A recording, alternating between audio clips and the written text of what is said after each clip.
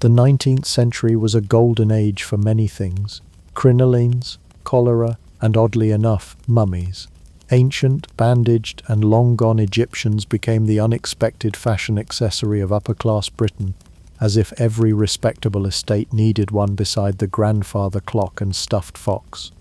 Hello, travelers. Histories do not always need to be boring.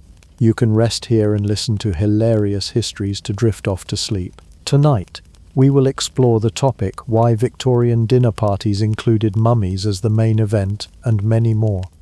Before we continue, leave a comment to let me know when and where you are listening to this, and hit the subscribe button, but only if you enjoy what I do here. Let's begin. This strange obsession didn't come out of nowhere. Like many questionable European fascinations, it started with Napoleon. When Napoleon Bonaparte waltzed into Egypt in 1798, he brought with him not just soldiers but scientists, scholars, and a healthy dose of European superiority.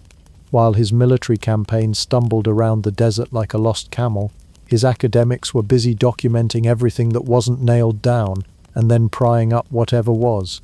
Temples, hieroglyphs, statues, tombs. It was like a live-action catalogue shoot for the world's first Egyptian IKEA. Their findings were compiled into a massive 23-volume book called Description de l'Egypte, which was less bedtime reading and more a heavyweight weapon disguised as scholarship. It hit Europe like a limestone brick through a stained glass window. Suddenly, everyone from Paris to Piccadilly was obsessed with the mysteries of ancient Egypt. Scarabs were in, sphinxes were trendy, pyramids were sexy, and the British, never ones to be outdone in a colonial contest, decided they wanted their own slice of the sandy, sarcophagus-filled pie. Enter the Victorian aristocracy, fabulously wealthy, questionably educated, and absolutely bored. What do you get for the man who already owns 12 horses, 3 servants named Charles, and an aggressively taxidermied leopard? Easy, a mummy. Or at least a chunk of one, a toe perhaps, maybe a hand, something tasteful. By the early 1800s, it wasn't just scholars or museums involved in the Egyptian grabfest. Everyday gentry, with more cash than caution, began importing mummies the way we might import coffee beans or novelty cheese. Tomb robbers in Egypt. Many of them locals forced into the trade by poverty and colonial exploitation, obliged with enthusiasm. Grave sites were raided at a rate that would make modern archaeologists weep into their trench notes. Once acquired, these mummies were loaded onto ships and sent merrily off to Britain. Customs declarations must have been a blast. One wooden crate contains 1 deceased ancient royal, slightly decomposed, light to moderate curses included. The shipping process itself was almost comically disrespectful. Fragile relics were often crammed in with less than fragile cargo. More than one mummy made the journey nestled between barrels of molasses and sheep, but none of this fazed the Victorians. These were people who wore mourning jewelry made of hair and wallpapered their homes in arsenic-laced green pigment. What's a little grave robbing when it comes with hieroglyphics? To be fair, some of the fascination was rooted in genuine curiosity. The British Empire was in its self-declared golden age, and the thirst for knowledge, or at least the appearance of it, was insatiable. Egypt represented a vast and mysterious civilization that seemed both exotic and conveniently dead. It was ancient but conquerable, grand but portable, and most importantly it made one's parlor look so cultured. For aristocrats, owning an Egyptian artifact, preferably in corpse form, was a status symbol. It said, "Look at me, I am worldly, educated, and willing to commit light tomb crime for the sake of aesthetic." Entire drawing rooms were decorated in faux Egyptian style. Obelisks as umbrella stands, scarabs as brooches, papyrus motifs on everything from wallpaper to chamber pots. This wasn't appreciation. This was appropriation, wearing a monocle and sipping tea. Even Queen Victoria got in on the craze, receiving artifacts as gifts and displaying them like souvenirs from a particularly edgy gap year. Museums were still scrambling to establish their reputations, so private collectors often had more impressive hauls than public institutions. If you wanted to see a genuine Egyptian mummy in the 1830s, You were more likely to find it in Lord Who Gives Adam's estate than in a dusty museum hall. And let's not forget the sheer theatricality of it all. A mummy wasn't just an object, it was a conversation starter, a mystery box, a party trick waiting to happen. It was a gateway to adventure without having to leave your carpeted hallway. After all, nothing spices up your Tuesday evening quite like saying, "Would you care for brandy and a look at my dead priestess?" So, by mid-century, mummies were not just relics of the past, they were the social currency of the elite, a way to prove you were sophisticated, adventurous, and possibly cursed all at once. This craze would eventually snowball into something even stranger: unwrapping parties, public dissections, and the casual sprinkling of mummy dust into tea for its medicinal properties. But we're not quite there yet. For now, Britain was busy importing its obsession, one ancient corpse at a time. Because in Victorian society, nothing said refinement quite like a sarcophagus wedged between the settee and the harpsichord. Nothing says cultural appreciation like stuffing a 3,000-year-old corpse into your drawing room between the piano and the potted fern. Let's say you're a wealthy Victorian gentleman in 1835.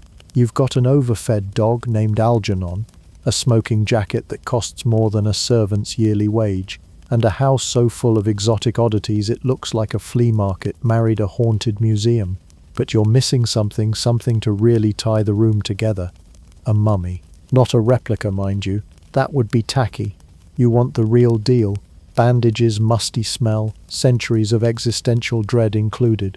So how do you, a cigar-puffing London aristocrat who's never left Surrey, go about acquiring an ancient Egyptian corpse? Easy. You buy one. Because in the 19th century the mummy trade was wide open, ethically murky, wildly profitable, and disturbingly casual. It all started in the Egyptian desert, where the tombs of the long-dead pharaohs lay inconveniently buried and inconveniently sacred. But the Victorian appetite for antiquity didn't care about pesky details like respect for the dead. So a vast network of diggers, looters, and middlemen got to work, some motivated by poverty, others by opportunity, and most by the realization that Europeans would pay a lot of money for a body wrapped in gauze. This was not archaeology. This was eBay with camels. Local Egyptians, often coerced by economic desperation or incentivized by colonial powers, became the first link in the supply chain. Tombs were located or in some cases outright guessed at, and then cracked open with all the subtlety of a battering ram at a piñata party. Sarcophagi were smashed, jewelry pilfered, and carefully painted walls ruined in the rush to extract something marketable. That mummy's curse everyone talks about. It should have been aimed at the shovel-happy tourists with no idea what they were doing. But the real gold mine wasn't gold, it was bodies. Mummies were in demand and the black market rose to meet it. Sellers in Egypt set up makeshift stalls where you could browse coffins like you were selecting a new sofa. Would Sir prefer a high priestess or a middle-tier scribe, male or female, intact or slightly pre-cracked? Want it with a box? That'll be extra. The more elaborate the bandages or inscriptions, the higher the price. If it had a name, it was even better. If it didn't, one could be added, usually something vaguely Egyptian sounding like Rahotep or Princess Gloophotep. And what did the British buyers think of all this? Well, they weren't exactly asking for provenance reports. As long as it looked ancient and impressive, they were ready to pay, in pounds, guineas, or an enthusiastic promissory notes, scribbled with a quill dipped in entitlement. It wasn't just aristocrats either. Book collectors, amateur scientists, and spiritualists all wanted a slice of the embalmed pie. Some saw mummies as mystical artifacts, others as medical curiosities, and many as home decor with a nice spooky flair. Entire catalogues were printed advertising available specimens, think IKEA, but for corpses. Enterprising middlemen quickly learned how to boost profits. They'd fake age by rubbing coffins with ash, repaint faded hieroglyphs with whatever paint was on hand, or refresh mummies by stuffing them with herbs. Some even combined parts, legs from one, head from another to create a sort of Frankenstein's pharaoh. If you're feeling uneasy, good, you should be. One of the most notorious figures in this whole operation was Giovanni Battista Belzoni, a 6'7" former circus strongman turned tomb raider. He pioneered the art of brute force archaeology and once dragged an entire statue out of a temple using a team of men, wooden rollers and enough rope to circle the Nile twice. Though technically an early archaeologist, Belzoni's methods were more demolition contractor than historian, but he knew what the British wanted, and he delivered. Big, dramatic and preferably dead, and once these mummies were secured, well, they had to be shipped, of course. Exporting mummies became such a booming business that shipping companies began setting aside cargo space specifically for sarcophagi. You could practically hear the packing notes: 2 crates pottery, 3 jars dates, 1 embalmed royal, probably cursed. Some shipping manifests listed them as curios, while others simply wrote linen goods, which is technically accurate if you ignore the flesh beneath. Upon arrival in Britain, these mummies were often received like celebrity guests. No one asked about the grave they were stolen from, just whether they'd look nice next to the fireplace. It was the height of fashionable barbarism. Owning a dead body was classy, provided it came from another continent and had some good stories attached. And in the end, this wasn't about reverence. It wasn't even really about history. It was about collecting in the most macabre imperialistic sense.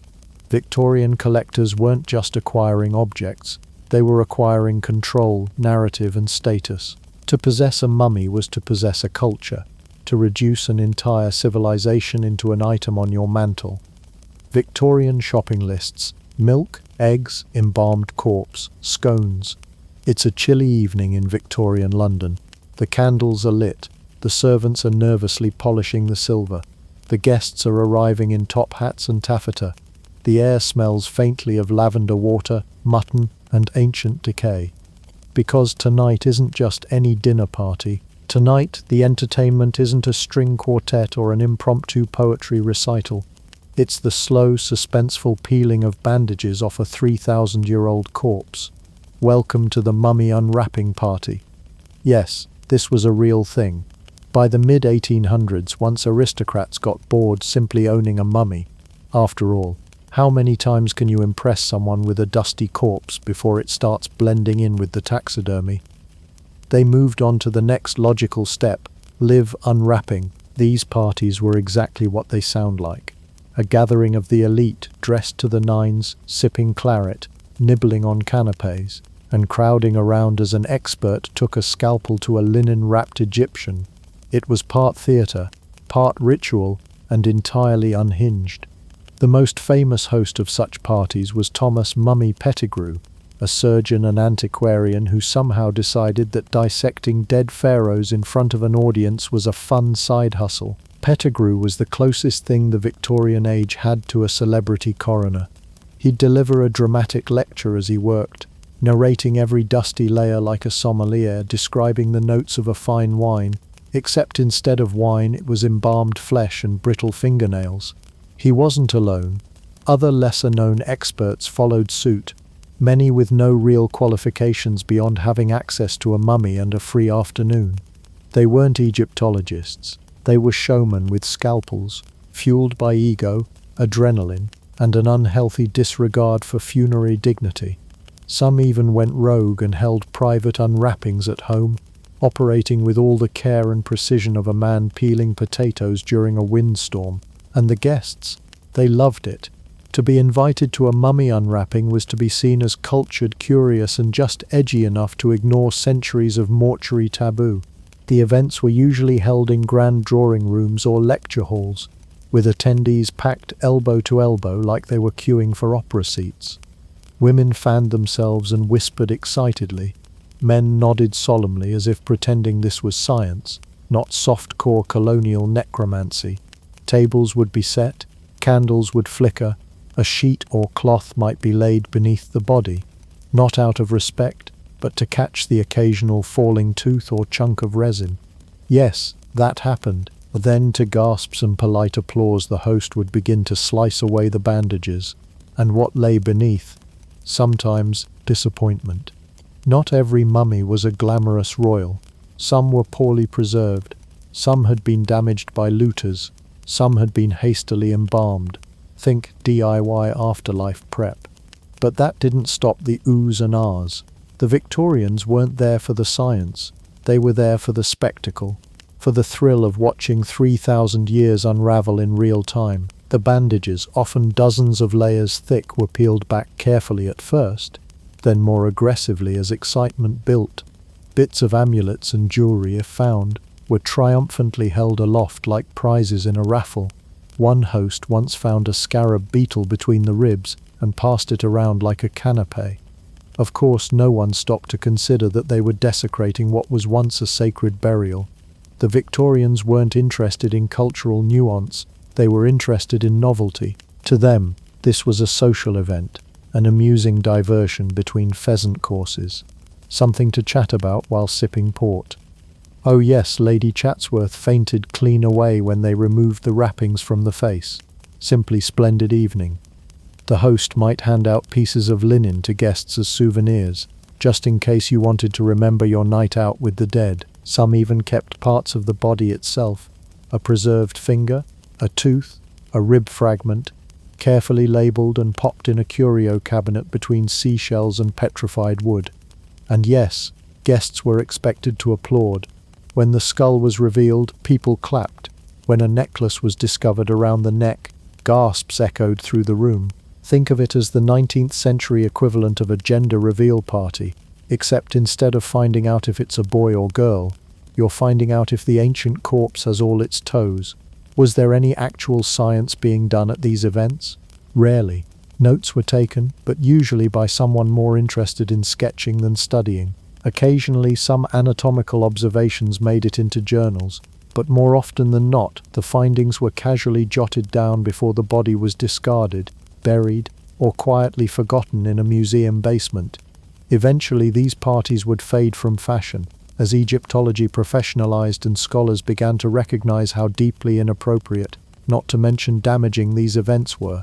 But for a few strange, glittering decades, mummy unwrapping was the social event of the season, a chance to gawk at the past while sipping sherry and pretending it was all terribly educational. Some people bring wine to parties. Victorians brought a dead body and said, "Let's open this bad boy up." If you've ever been to a dinner party where someone tells an off-color joke while you're mid-bite, then you already understand the energy of a Victorian mummy unwrapping. Now multiply that discomfort by about 3,000 years, and add the unmistakable aroma of embalmed antiquity, and you've got yourself an evening that would make even the most iron-stomached guest hesitate before taking another bite of trifle. Mummy unwrapping parties, for all their pomp and pretense, had one glaring problem: nobody quite knew how to behave during them. After all, there wasn't exactly an etiquette manual for what to do when your hostess reveals a mummified eyeball over tea. And so, a strange, improvised social code began to emerge. A dusty blend of awkward clapping, horrified gasps, and strategically timed sips of wine. Guests would typically arrive in their finest attire, gentlemen in waistcoats and cravats, ladies in layers of silk and lace, all poised and polished as if attending a ball, not a post-mortem peep show. They'd exchange pleasantries, nibble cucumber sandwiches, and then file into the main room where the centerpiece of the evening awaited, a linen-wrapped corpse lying dramatically on a long table. You know, the usual. From that point forward, it was a tightrope act of social balancing. Do you watch with morbid fascination? Do you look away politely? Do you feign interest while desperately trying not to gag at the smell of preserved resin wafting toward the canapes? The reactions were as varied as the socialites themselves. Some guests stared with wide-eyed wonder, riveted by the sight of something older than the Bible and wrapped like a Victorian Christmas ham. Others tried to maintain a stoic expression while inching slowly toward the exit. And some, inevitably, chose the worst possible moment to bite into a tea biscuit, just as a particularly crunchy bit of mummy was revealed. There's nothing quite like dipping a tea biscuit while someone peels the linen off a 3,000-year-old toe. And speaking of toes, they were oddly popular among guests, perhaps because they were small, somewhat preserved, and just recognizable enough to elicit squeals from the more squeamish attendees. One anonymous society lady reportedly had to excuse herself after declaring that the exposed foot looked rather too much like my uncle's. As for etiquette, a few unspoken rules developed over time. First, applause was expected, but not too enthusiastic. After all, it wasn't opera, it was archaeology. Sort of. Second, don't comment on the smell. Everyone knew it was bad, but acknowledging it was considered poor form, like complaining about the pâté at a funeral. And third, never under any circumstances sneeze directly onto the mummy. Ancient linen and airborne germs do not mix well. Crackle. There was also the matter of conversation. Guests would try valiantly to discuss what they were seeing as if it were a still life painting or a particularly bold piece of sculpture. Ah yes, one can clearly see the ceremonial wrapping technique here, one might murmur, despite having no clue what they were looking at. It was like watching people pretend to understand wine, except instead of tannins, they were commenting on desiccated spleens. And then came the narration. At many events, the host, or a designated speaker with a flair for the dramatic, would provide a running commentary, mixing actual Egyptological knowledge with hefty spoonfuls of fantasy. The mummy, they would say, was probably a high priest of Anubis, or maybe a queen, or possibly just a guy who died in the wrong tomb. Facts were flexible, especially when delivered with confidence and a waxed moustache. These lectures were peppered with exotic tidbits meant to dazzle the audience. Tales of ancient curses, mystical rituals, or how the person being unwrapped might have personally known Cleopatra. Accuracy wasn't the goal, entertainment was. Think TED Talk meets seance, but with more dust and fewer credentials. Of course, not all guests were amused. Some found the entire ordeal grotesque, especially when bodily fragments started dropping to the floor. There are accounts of women fainting, though in fairness that was practically a hobby in Victorian society, and men turning green at the sight of desiccated internal organs. But social pressure kept most attendees quiet and composed. No one wanted to be that guest, the one who upended a fruit bowl while fleeing from a mummified kneecap. As the evening wore on, the excitement would wane. The initial gasps turned to polite murmurs. People started glancing at the clock, or refilling their glasses a little too often. The poor mummy, once the star attraction, now lay half unwrapped like leftovers no one wanted to claim. A few curious guests might sneak a final peek, while others busied themselves with petits fours and tried to mentally scrub the evening from their brains. And when the last bandage was removed and the applause fizzled out, the party slowly wound down.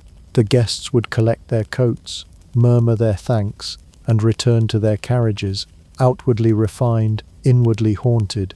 Because really, what better way to end the evening than realizing you've just spent 3 hours watching someone peel back time with dessert in hand, and a faint smell of embalming resin stuck to your lace collar. If you've ever sat through a TED Talk that felt more like a stand-up comedy act, congratulations, you've just glimpsed the spirit of a Victorian mummy unwrapping. Because while these unwrapping parties claim to be educational, the truth is, most had about as much science as a magician pulling a rabbit out of a sarcophagus. Let's be clear, there were some scientific motivations floating around in the ether, but they were often outshouted by the clinking of champagne glasses and the sound of someone saying, "Oh dear, I think that's a toe." During the height of Egyptomania in the 19th century, Britain saw a strange cultural fusion. The intellectual curiosity of archaeology smushed together with the flair of an after-dinner parlour trick. Some attendees did include real scholars, professors, doctors, men with beards that screamed credibility. But even their involvement didn't guarantee academic rigor. Some of these scholars genuinely believed they were unlocking the secrets of ancient civilizations. Others were simply there to enjoy the ride and maybe to make sure Lord Featherbottom didn't drop the femur into his champagne flute again. They might give a brief introduction about embalming techniques or recite a few lines about Ra and Anubis. But the lesson rarely went deeper than surface-level fascination. In short, imagine an actual archaeologist trying to lecture over the sound of clapping and the crinkling of dead linen. It wasn't easy being the only one in the room taking notes while Lady Wimbledon tried to guess which organ they were holding. Most mummy unwrapping events fell firmly into the edutainment category, except the edu part was usually replaced with gasps, gossip, and finger sandwiches. The audience wasn't there to learn about dynastic timelines or funerary customs. They were there to be thrilled. Spectacle was the main course, and mummies were the centerpiece. The act of unwrapping a human being wasn't framed as morbid desecration. It was presented as a kind of exotic magic trick. What would be inside? Jewels? Amulets? Curses? Spoiler: it was usually just dried flesh and old linen, but the crowd pretended otherwise. Hosts loved to play it up. They dimmed the lights, they hired violinists, they passed around smelling salts just in case someone fainted, which happened more often than you'd think, particularly after someone mistook a desiccated heart for a canapé. The tragic irony of all this dusty revelry: these mummy unwrappings permanently damaged historical treasures that could have taught us far more in the hands of professionals. Ancient Egyptian burial practices were extraordinarily sophisticated, engineered to last for millennia, and yet all it took was a single evening in a Victorian drawing room to unravel centuries of preservation. Bandages were often torn instead of carefully removed. Skulls were cracked. Sarcophagi were discarded or split open like unwanted packaging. Priceless relics were tossed aside if they didn't glitter, and any hieroglyphics deemed too tricky to translate were ignored or misinterpreted. In the pursuit of something fun to do after dinner, generations of historical insight were literally blown away with a careless puff of mummy dust. And let's not even talk about the gross factor. Once opened, mummies began to decay rapidly in Britain's damp air. Imagine hosting a party where 2 days later, your drawing room smells like centuries-old human jerky. That's not the kind of scent you can cover up with a lavender sachet. Even in their time, these parties had critics. Some Victorian scientists were horrified by the trend, calling it a grotesque spectacle and a shameful mockery of archaeological integrity. Sir John Gardner Wilkinson, one of the earliest British Egyptologists, practically begged people to stop cracking open coffins like they were Christmas presents. Meanwhile, publications like The Lancet expressed medical concern over potential diseases or toxic substances being released from ancient remains. Of course, these warnings were often dismissed in favor of, "But we're so curious." Some newspapers ran reviews of mummy parties with all the enthusiasm of a theatre critic attending a terrible play. One writer complained that the hostess insisted upon playing Beethoven while the wrappings came off, which drowned out the moment when someone thought they saw an amulet. In another case, a reviewer noted that the event dragged on for hours because the host kept mistaking scraps of cloth for artifacts. Ah yes, the agony of not knowing whether you're holding ancient linen or someone's lost handkerchief. By the late 19th century, actual archaeologists had had enough. The serious academic community began to distance itself from these parlor room antics. Excavation became more methodical, and institutions like the British Museum pushed for more regulated research and preservation. Unfortunately, the damage had already been done. Dozens, if not hundreds, of mummies had been lost to the whims of wealthy Victorians, who saw corpses not as cultural treasures, but as icebreakers for boring dinner guests. The only thing scientific about most of these unwrappings was the speed at which a mummy could disintegrate once exposed to moist English air and human curiosity. It was the 19th century version of edutainment, except the learning part left in a cloud of ancient dust. In the end, these gatherings weren't about reverence or research. They were about curiosity without responsibility and wonder without wisdom. They were Instagram reveals before Instagram, except instead of puppies or gender announcements, it was a dead pharaoh. And as we'll see next, not everyone was thrilled to munch on biscuits while a millennia-old corpse flaked into the wallpaper. There's a point in every questionable Victorian pastime where someone likely paused mid-biscuit, took a long look at the half-unwrapped centuries-old corpse laid out in the parlor, and thought, maybe this isn't ideal.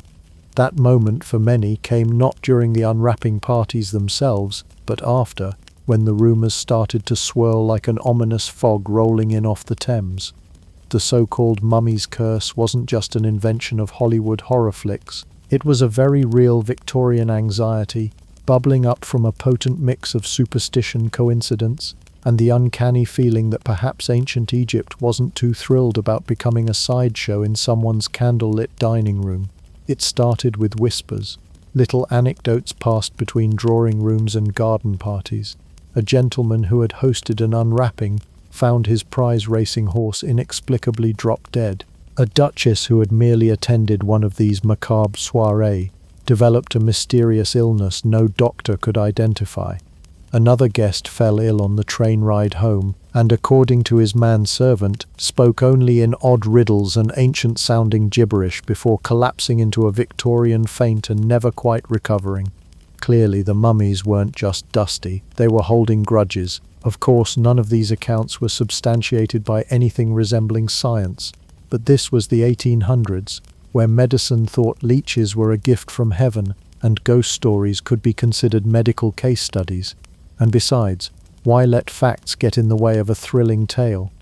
Newspaper columnists, always eager for a juicy story between crime reports and tales of wayward chimney sweeps, leapt on the curse narrative with both gloved hands. In no time, entire articles emerged connecting ancient Egyptian tombs to mysterious happenings across Europe. If your chimney caught fire or your cat ran away, chances were good that a long-dead pharaoh had it out for you. One of the most infamous examples of this curse culture was a mummy known only as the unlucky mummy, because the Victorians were brilliant at branding. This particular artifact was linked to a string of accidents, financial ruin, and deaths surrounding a group of collectors and museum staff.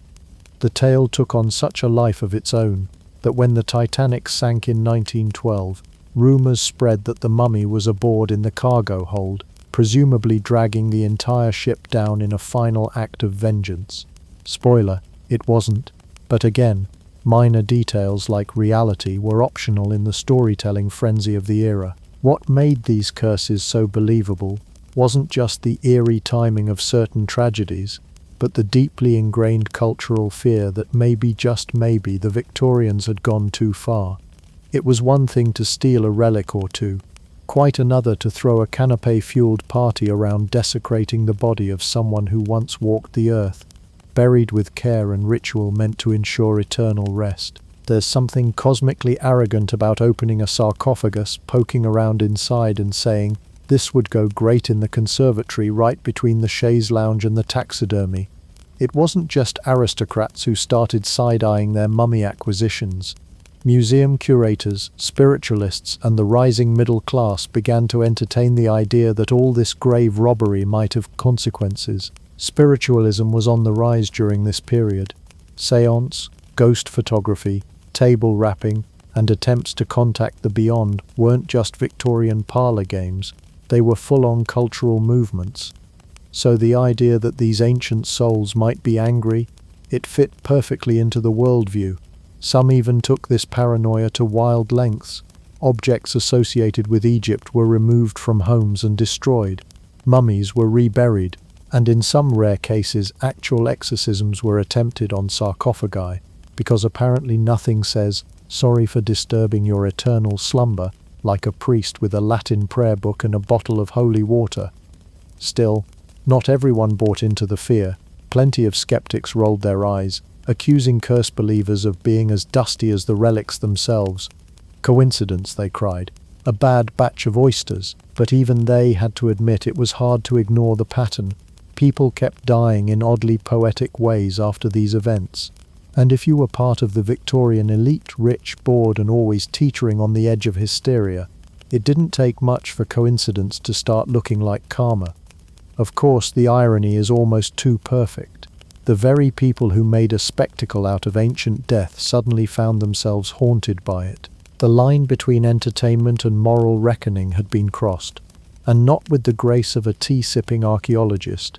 Instead, it looked more like a ghost-tripping pratfall into one's own haunted curiosity cabinet. In hindsight, the mummy's curse wasn't really about angry pharaohs or magical vengeance. It was a manifestation of guilt, the uneasy awareness that maybe colonialism, grave robbery, and human dissection as party tricks came with some kind of spiritual invoice. The curse was, In a way, a story Victorians told themselves when they couldn't quite face the truth, that they'd turned sacred history into evening entertainment and expected no bill to come due. In theory, museums are solemn, scholarly spaces, temples to history, where artifacts are carefully displayed behind glass with little cards that read, "Do not touch" in 6 languages. But in Victorian England, these noble intentions often came second to something more pressing: keeping up with Lord So-and-so's latest mummy party. Yes, while the British Museum might have wanted to project the air of academic rigour, behind the scenes there was a panic brewing that could be summed up as, "The aristocrats are stealing our thunder, also our mummies." As Egyptian relic fever reached a full boil among the upper crust, museums found themselves in an odd PR war. The upper class had started hoarding mummies like fine china. Everyone who was anyone had one, either in their study, on their fireplace mantel, or being dramatically unwrapped in front of house guests nibbling cucumber sandwiches. And the public loved it.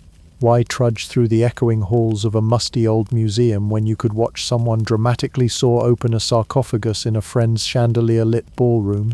This was a problem.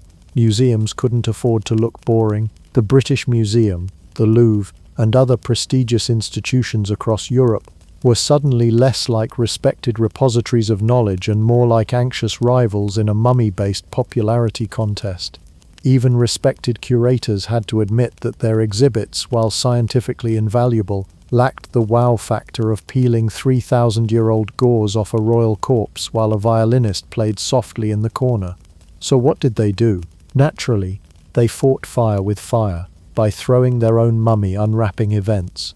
Picture it: a grand hall in a museum, filled with the scent of oiled wood and curiosity. Chairs arranged in rows with guests in their Sunday best, watching as a curator, possibly wearing academic robes, definitely not trained in forensic preservation, begins to gingerly slice through the bandages of a human being, whose last conscious thought was probably about the Nile flooding schedule. The air is thick with dust, excitement, and the slightly unnerving sense that this might be the least respectful science experiment ever conducted in front of a live audience.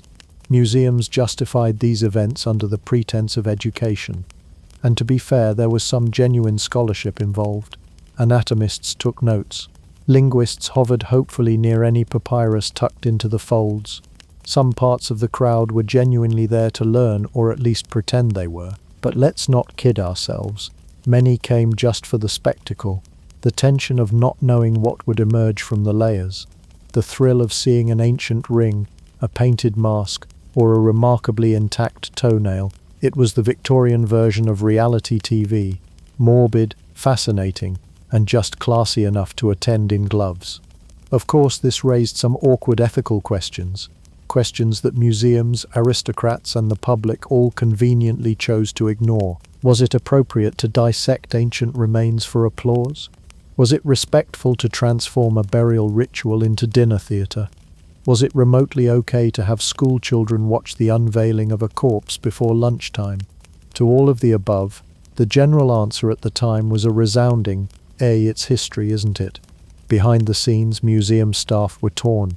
Some scholars pleaded for preservation, horrified at the irreversible damage being done to irreplaceable artifacts. Every unwrapping destroyed delicate wrappings, disturbed the chemical integrity of mummification, and often broke bones or scattered ancient jewelry into the footwells of curious children. But administrators, those with eyes on ticket sales and public engagement, were tempted by the popularity. After all, who could resist a bump in visitor numbers, especially if it meant keeping up with the mummies over in Mayfair? To stay competitive, some museums began showcasing partially unwrapped mummies, leaving them just mysterious enough to spark imagination while still feeding the public's thirst for tangible history. They also leaned harder into curated storytelling, putting mummies in elaborate displays that narrated their imagined lives, with hieroglyphs, dramatic lighting, and even early attempts at audio guides. But the damage had already been done. The precedent had been set. Museums, meant to be the stewards of the past, had become stages for the macabre. The line between academic inquiry and aristocratic performance art had blurred so much it practically vanished into the embalming powder. And so the mummy arms race continued. Aristocrats with their exclusive drawing room theatrics, and museums scrambling to maintain relevancy without completely selling their scholarly souls. Both groups claim to honor history, but both also turned that history into a kind of Victorian popcorn show, where the pop was a 2,000-year-old rib cracking under pressure, and the corn was the crowd erupting in polite applause. In the end, the museum's role during the mummy mania era was less about conservation and more about competition. And while they may not have had the chandeliers and scandal of the private parties, they sure tried their best to keep up one dusty unwrapping at a time. Victorian England had many questionable ideas: corsets as lung flatteners, arsenic as a cosmetic, and let's not forget the ever-popular tonic that tasted like regret and cured absolutely nothing. But perhaps one of the most astonishing medical trends to crawl out of the era's apothecaries was this: if you're feeling a bit peaky, why not eat a mummy? Yes, really. For centuries, culminating in the Victorians' why not attitude toward absolutely everything, people believed that consuming bits of ancient Egyptian mummies had legitimate healing powers. Enter mummy, the dark brown powder that was hawked in pharmacies, rubbed into wounds, swallowed by the spoonful, and in some extra unholy circles, mixed into chocolate. If you ever wondered what could possibly make 19th century medicine even worse, the answer is, add a dash of embalmed royalty. The roots of this bizarre trend go back further than Queen Victoria's tea schedule. By the 12th century, Arab physicians were already recommending mumia as a medicinal substance, though it wasn't always made from human remains. It was originally a type of natural bitumen, a sticky tar-like substance that seeped from rocks in the Middle East. It resembled the black resin seen in some ancient mummified bodies, and somewhere along the line, someone made the fateful leap. If the natural stuff was good, surely the corpse-coated variety was better. By the time this notion filtered into European medicine, subtlety was tossed out the apothecary window. The term mumia came to mean only one thing: the literal ground-up remains of ancient Egyptian mummies. Desperate to cure everything from epilepsy to internal bleeding to excessive freckling, physicians prescribed it like candy, or perhaps more like a magical protein shake made of despair. Apothecaries stocked it alongside other crowd favorites like powdered unicorn horn, which was actually narwhal tusk, and bezoars, which were once found in goat stomachs and for some reason treasured. This practice, astonishingly, was considered a step forward in medicine. In an age where leeches were given more job security than your average cobbler, mummy powder was treated as a precious cure-all. Its rarity made it prestigious, and its ancient origin gave it an aura of mysticism and pre-modern chic. It didn't matter that it was made of dry, resin-soaked human remains that had been marinating in sand for a couple thousand years. If it was good enough for the pharaohs, who absolutely did not ingest themselves, it was good enough for you. Royalty even joined in on the trend. King Francis I of France was known to carry powdered mummy in a pouch, taking it with crushed rhubarb like some grim trail mix to ward off illness. Not to be outdone, Charles II of England supposedly favoured King's Drops, a medicine made from, wait for it, the skulls of the deceased, because nothing says healthy living like sprinkling powdered human remains into your morning drink and calling it science. The Victorian era took this macabre tradition and gave it a stylish new coat of morbid enthusiasm. Apothecaries continued to sell mumia under grandiose Latin labels, often without full disclosure of its origins. Imagine walking into a pharmacy and purchasing a remedy with no idea that it came from someone who once paid taxes to Ramses II. Even artists got in on the action. Mummy brown, a rich earthy pigment popular among painters, was literally made by grinding up mummified human remains and mixing the powder with oil. Pre-Raphaelite painters swooned over the unique hue, that is until one of them found out what it was actually made of, and reportedly gave it a proper burial in his garden. It's not every day your art supply turns into a moral dilemma. The truth, of course, is that mumia did absolutely nothing medically useful. The healing people, experience likely came from the placebo effect, good luck, or simply not dying that day. In fact, the ingestion of ancient remains likely introduced all sorts of unpleasant bacteria and contaminants, especially considering Victorian hygiene standards, which ranged from iffy to medieval crypt. By the end of the 19th century, scientific opinion began shifting. More and more doctors and scholars pointed out the obvious. Desecrating 3,000-year-old corpses for a teaspoon of powdered nonsense might not be the peak of medical ethics. Eventually, as mummy supplies dwindled, having been unwrapped, eaten, painted, or paraded to death, the practice faded away, left behind as one of the stranger side quests in the grand RPG of European medicine. But its legacy lives on, part cautionary tale, part jaw-dropping anecdote. And if there's any lesson to be learned here, it's this. If your pharmacist ever offers you a historically authentic remedy, maybe ask a few follow-up questions, especially if it smells like old bandages and ancient disapproval. By the end of the 19th century, the novelty of unwrapping mummies was beginning to rot, both figuratively and literally. What was once seen as the height of fashionable entertainment was now viewed, increasingly, with a side eye from both the public and the academic world.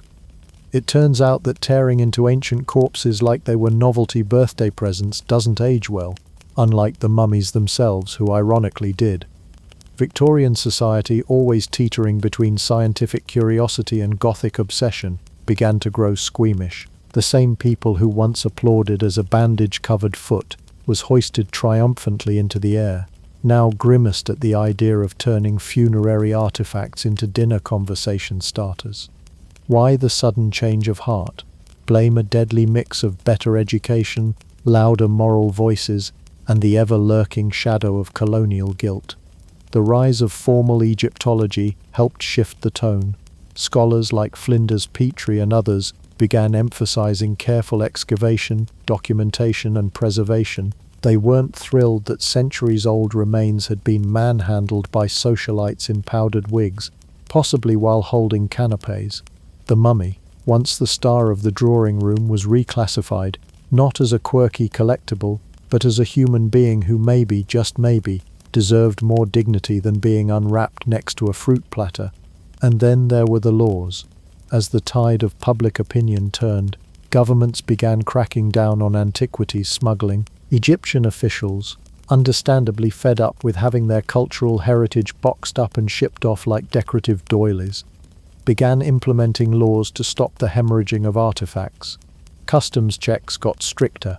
Exporting mummies without permission became a legally questionable act, though one suspects more than a few customs officers were too disturbed to ask, "Is that sarcophagus-shaped suitcase ticking?" Meanwhile, museums took over the role of gatekeepers, shifting their tone from "come see the live unwrapping" to "please remain behind the velvet rope and respect the ancient dead."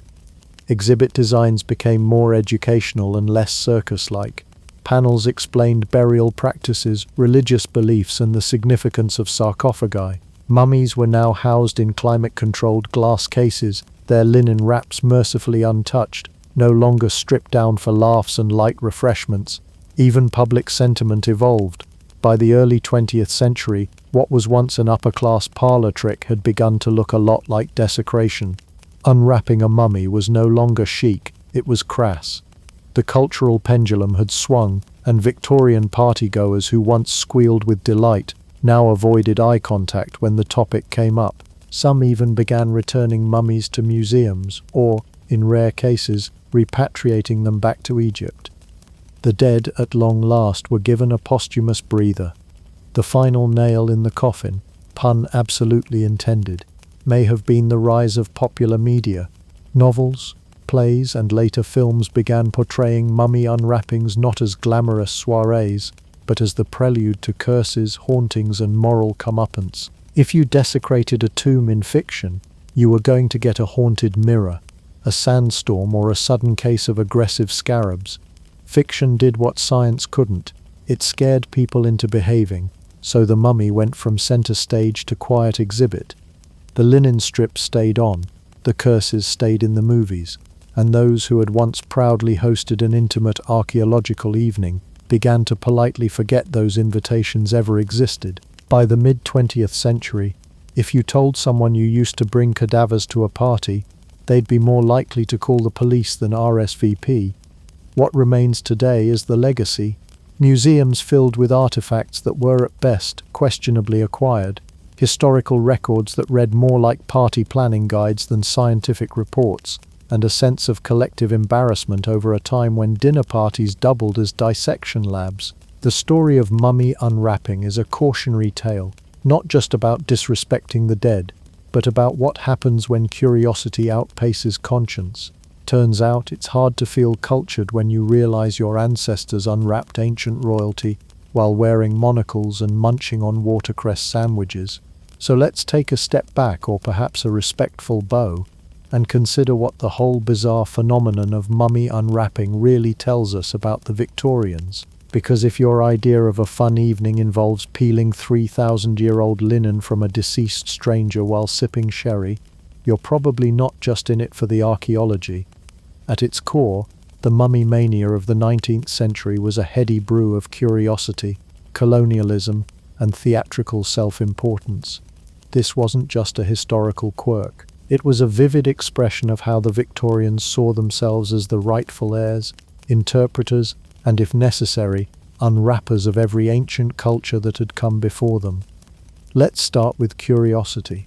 The Victorian era was obsessed with discovery. New scientific fields were blooming like mold on a forgotten tea cake: geology, archaeology, anthropology, and of course Egyptology. But in true Victorian fashion, this curiosity often came with a monocle in one eye and a superiority complex in the other. The past was something to be unearthed, catalogued, and controlled, a puzzle box they believed they alone had the key to.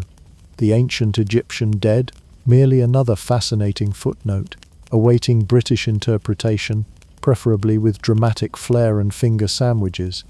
Then, of course, there's colonialism. One cannot separate the mummy unwrapping craze from the imperial power structures that made it possible. British archaeologists, collectors, and tourists didn't just stumble upon these mummies. They arrived with muscle and steamships. Egypt, under colonial pressure, was treated like an open-air curio cabinet, its heritage boxed up and shipped off to stately homes and museums thousands of miles away. The unwrapping of mummies wasn't just about curiosity. It was a quiet declaration of dominance. "We own your history now," whispered every creaking sarcophagus lid. And let's not forget performance. Everything in Victorian society was a show, from courtship to funerals.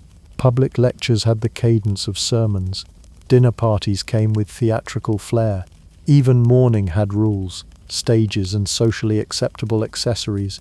Black veils, "We're looking at you." In this context, a mummy unwrapping was a natural extension of their obsession with spectacle, an irresistible mix of education, entertainment, and elegant horror.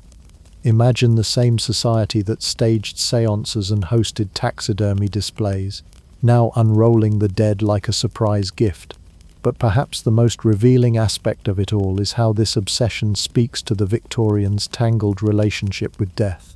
They were simultaneously terrified and infatuated with it. Death was ever present: cholera, typhoid, high infant mortality.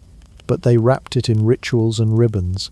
Unwrapping a mummy allowed them to confront death on their terms, distanced, sanitized, and conveniently exotic. It wasn't messy or emotional. It was intellectual, mysterious, and best of all, non-British. And then there's control. The Victorians wanted desperately to control the narrative of empire, of knowledge, of time itself. To take something as ancient, foreign, and unknowable as an Egyptian mummy and turn it into a party centerpiece was to assert mastery over the unknowable. They weren't just exploring the past, they were rewriting it with their own footnotes, and preferably in iambic pentameter. So what's the legacy of all this linen-peeling madness? For one, it sparked serious conversations about ethics in archaeology and museum curation.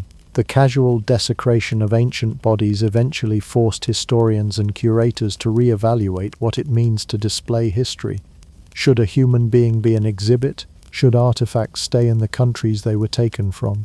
Should the past be something we uncover or something we respect? On the lighter side, the Victorian mummy craze also gave us a pop culture mummy boom that refuses to die, pun intended. From Boris Karloff's brooding monster to cartoon mummies that chase after Scooby-Doo, our linen-wrapped obsession lives on. And let's be honest, every Halloween store owes the Victorians a quiet thank you. But perhaps the most enduring lesson is this: history isn't just about what people did, it's about what they believed, what they feared, and how they saw themselves in the grand timeline of human existence. The Victorians didn't just bring history to life, they brought it to dinner, dusted it off and served it with cucumber sandwiches. And in doing so, they taught us a timeless, if slightly macabre truth. Just because you can unwrap the past doesn't mean you should. Step 1 to surviving as a medieval sorcerer: be useful. Step 2, don't be too useful. That's suspicious. Welcome to the fine, smoky line between hero and heretic. In a world where medicine came with leeches and prayers and nobody quite trusted the wind, medieval communities turned to a unique brand of fixer-upper, the cunning folk. These were the men and women who could mix a poultice, find a lost cow, unjinx your cousin, and occasionally predict the weather based on how loudly a toad croaked near your doorstep. They weren't officially doctors, clergy, or certified anything, because medieval certification largely consisted of surviving childbirth and not being accused of sorcery. Ironically, these cunning folk were unofficially everything. They were part healers, part magicians, part psychologists, and all-around neighborhood oddities. And unlike the bigwig philosophers locked in monastery libraries, they actually did house calls. You didn't go to a cunning person because you were doing great. You went because your cow had stopped producing milk, your joints creaked like a haunted door, or your romantic life had flatlined harder than your last attempt at making bread rise. The cunning folk were the go-to troubleshooters for the soul-sick, the love-lost and the slightly cursed. These were not your high-fantasy wizards in towers. No one was out here throwing fireballs or wearing crystal-studded robes, unless you count whatever glittered in the swamp. Instead, your local wise woman probably wore 15 layers of wool, smelled faintly of lavender and boiled onion, and had the uncanny ability to both terrify and comfort you in the same sentence. The job description was frankly chaos. One day you were mending a twisted ankle with comfrey and muttered Latin, the next you were drawing chalk circles to locate a missing goose. Cunning didn't mean clever in the modern sense, it came from the Old English cunnin, to know, so in theory, these were just people who knew things. But knowing things, too many things, was dangerous. You could know how to treat headaches with willow bark. Great. You could also know how to cure them faster than the village priest's prayers. Uh-oh. Now people are looking at you funny, and suddenly, you're not just a healer, you're a witch. You've crossed the line from useful neighbor to potentially in league with the horned guy downstairs. In many rural communities, cunning folk were valued and even respected. But let's be honest, that respect was conditional. If your charm worked, bless you, wise healer. If it didn't, it must have backfired because you're secretly cursed yourself. Public opinion could turn on a turnip. Occasionally you'd get someone really leaning into the role, robes, runes, the whole I speak to spirits in my shed aesthetic. Probably they might read grimoires, magical books in Latin they barely understood, or invent elaborate rituals involving salt, fire, and whatever animal bones were on sale that week. These were the folks who gave village gossip a full-time job. Were they real wizards? Probably not. But did they make everyone nervous enough to pay them? Absolutely. Still, the further you drifted into the arcane end of the spectrum, the closer you got to the other kind of attention, the kind that involved pitchforks, inquisitors, and phrases like heresy and devil's work. Remember, the church didn't exactly hand out world's best magician mugs. If your talents weren't sanctioned by scripture, you were in dangerous territory. Now here's where it gets fun. Medieval sorcerers, healers, and magic-adjacent humans operated in a paradox. They were sought out in times of desperation, but never fully trusted. You were only as safe as your last success. Heal a sick child? Hero. That same child catches a cold the next month. Villain. Explain a dream. Visionary. Suggest the dream means something. Heretic. It was a bit like being the village IT guy. Everyone calls you when their sheep won't start, but the minute you suggest they stop cursing their neighbors through enchanted pies, suddenly you're unnatural. Here's the kicker. Most cunning folk weren't out here trying to overthrow the laws of God or reality. They were just trying to help in a world where help sometimes meant burying a chicken's foot under someone's doorstep and calling it protection. Still, every sorcerer, healer, and wandering mystic knew the golden rule: keep a low profile. Be helpful, not flashy. Use herbs, not hexes. And above all else, if someone accuses you of causing their bad harvest with your eyes that stare too much, deny, smile, and offer them a free charm.